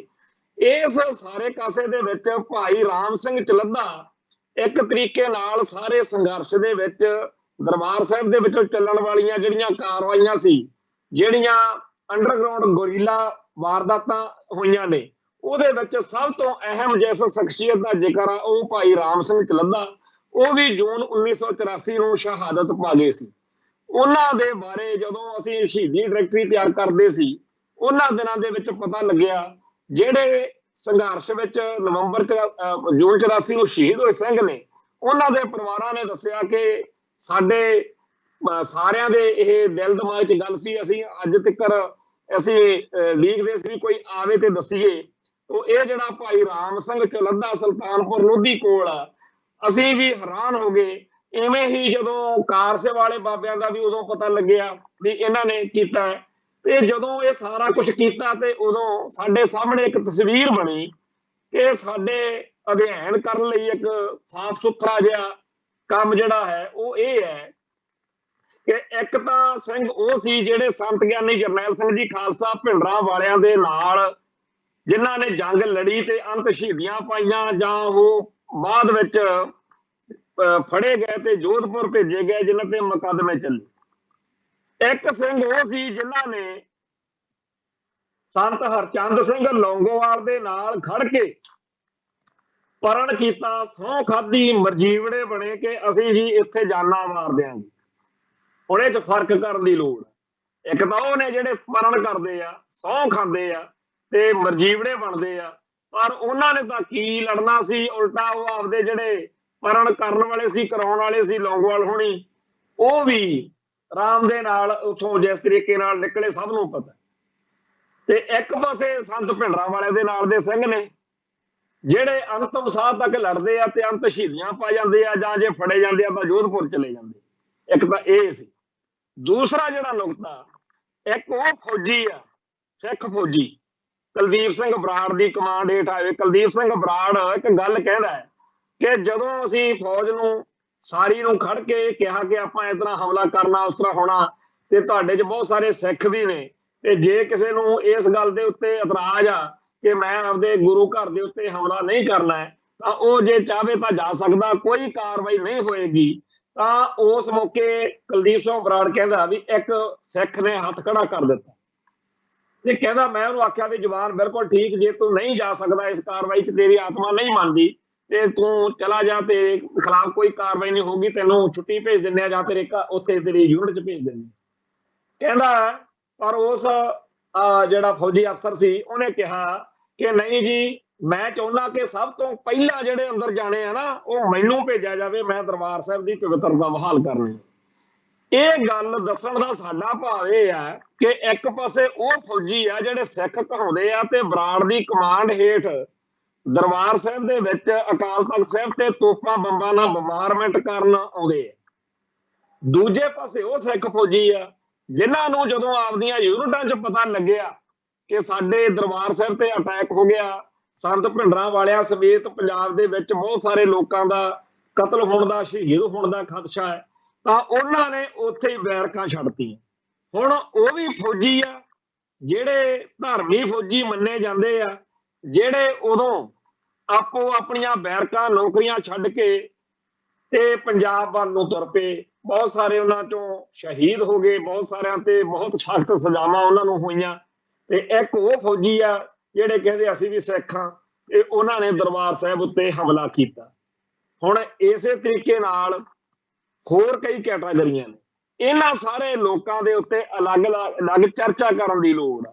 ਇੱਕ ਪਾਸੇ ਆਪਾਂ ਕਾਰ ਸੇਵਾ ਵਾਲਿਆਂ ਨੂੰ ਇਸ ਗੱਲ ਕਰਕੇ ਸਮਝਦੇ ਆ ਵੀ ਇਹਨਾਂ ਨੇ ਸਾਡੀਆਂ ਪੁਰਾਤਨ ਵਿਰਾਸਤਾਂ ਜਿਹੜੀਆਂ ਸੀ, ਜਿਹੜੇ ਸਾਡੇ ਥਾਂ ਥਾਂ ਦੇ ਉੱਤੇ ਗੁਰੂ ਘਰ ਜਾਂ ਹੋਰ ਇਮਾਰਤਾਂ ਸੀ ਇਤਿਹਾਸਕ, ਉਹ ਸਾਡੀਆਂ ਇਹਨਾਂ ਨੇ ਢਹਿ ਢੇਰੀ ਕਰ ਦਿੱਤੀਆਂ। ਇੱਕ ਪਾਸੇ ਕਾਰ ਸੇਵਾ ਵਾਲੇ ਉਹ ਨੇ ਜਿਹੜੇ ਉੱਥੋਂ ਪਰਣ ਕਰਕੇ ਆਉਂਦੇ ਆ ਕਿ ਅਸੀਂ ਆਪਦਾ ਸੀਸ ਵਾਰ ਦਿਆਂਗੇ, ਅਰਦਾਸ ਕਰਕੇ ਆਉਂਦੇ ਆ ਹਜੂਰ ਸਾਹਿਬ ਤੋਂ, ਤੇ ਇੱਥੇ ਅੰਮ੍ਰਿਤਸਰ ਆ ਕੇ ਆਪਣੀਆਂ ਸ਼ਹਾਦਤਾਂ ਜਿਹੜੀਆਂ ਦੇ ਦਿੰਦੇ ਆ। ਉਹਨਾਂ ਵਿੱਚੋਂ ਜਿਹੜੇ ਬਚੇ ਹੋਏ ਨੇ ਉਹਨਾਂ ਨੂੰ ਮਿਲਣ ਦਾ ਮੌਕਾ ਮਿਲਿਆ, 5 ਸਿੰਘ ਉਹਨਾਂ ਚੋਂ ਜਿਹੜੇ ਬਚੇ ਨੇ, ਉਹ ਸਾਰੇ ਦੇ ਸਾਰੇ ਬਹੁਤ ਹੀ ਜ਼ਿਆਦਾ ਇਸ ਗੱਲ ਦੇ ਵਿੱਚ ਮੈਨੂੰ ਲੱਗਦਾ ਰਹਿੰਦਾ ਜਿਵੇਂ ਉਹਨਾਂ ਨੂੰ ਅਫਸੋਸ ਹੋਵੇ ਕਿ ਅਸੀਂ ਉਦੋਂ ਕਿਉਂ ਨਹੀਂ ਲੇਖੇ ਲੱਗੇ, ਸਾਨੂੰ ਕਿਉਂ ਸ਼ਹਾਦਤ ਨਹੀਂ ਮਿਲੀ।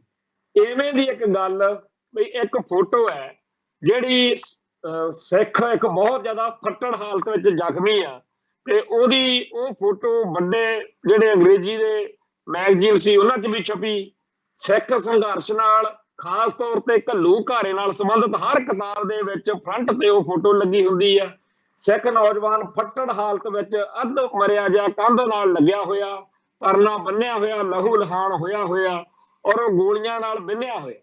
ਉਸ ਨੌਜਵਾਨ ਦੀ ਉਹ ਫੋਟੋ ਜਿਹੜੀ ਸੀ, ਉਹ ਜਦੋਂ ਜੂਨ 84 ਦੇ ਸ਼ਹੀਦਾਂ ਦੀ ਡਾਇਰੈਕਟਰੀ ਤਿਆਰ ਕਰਦਾ ਸੀ, ਮੈਂ ਕਈ ਪਰਿਵਾਰਾਂ ਕੋਲ ਲੋਕਾਂ ਨੂੰ ਕਈਆਂ ਨੂੰ ਦਿਖਾਈ ਵੀ ਉਹ ਕਈਆਂ ਨੇ ਕਿਹਾ ਵੀ ਅਸੀਂ ਇਹਨੂੰ ਦੇਖਿਆ ਨਹੀਂ, ਕਈਆਂ ਨੇ ਕਿਹਾ ਦੇਖਿਆ ਤਾਂ ਹੈ ਪਰ ਸਾਨੂੰ ਪਤਾ ਨਹੀਂ।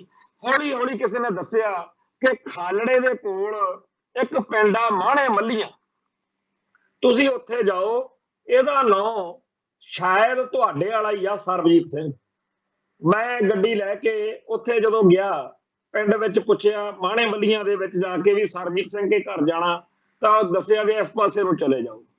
ਤਾਂ ਇੱਕ ਖੁੱਲਾ ਜਿਹਾ ਥਾਂ ਸੀ ਜਿੱਥੇ ਇੱਕ ਪਿੱਪਲ ਦੇ ਦਰਖਤ ਦੇ ਕੋਲ ਇੱਕ ਸਿੰਘ ਗਰਮੀ ਦੇ ਵਿੱਚ ਆਪਦੇ ਕੇਸ ਸੁਕਾ ਰਿਹਾ ਸੀ, ਜਾਣੀ ਕਿ ਇਸ਼ਨਾਨ ਕਰਕੇ ਕੇਸੀ ਉਹ ਬੈਠਾ ਸੀ ਕੁਰਸੀ ਤੇ। ਮੈਂ ਜਾ ਕੇ ਉਹਨੂੰ ਸਹਿਜ ਭਾਅ ਨਾਲ ਪੁੱਛਿਆ ਵੀ ਭਾਈ ਸਾਹਿਬ ਜੀ ਫਤਿਹ ਬੁਲਾਈ ਵੀ ਅਸੀਂ ਜੀ ਸਰਬਜੀਤ ਸਿੰਘ ਨੂੰ ਮਿਲਣਾ, ਸਰਬਜੀਤ ਸਿੰਘ ਦੇ ਘਰ ਜਾਣਾ, ਜਿਹੜਾ ਆਹ ਫੋਟੋ ਆ। ਉਹ ਕਹਿੰਦਾ ਜੀ ਦੱਸੋ।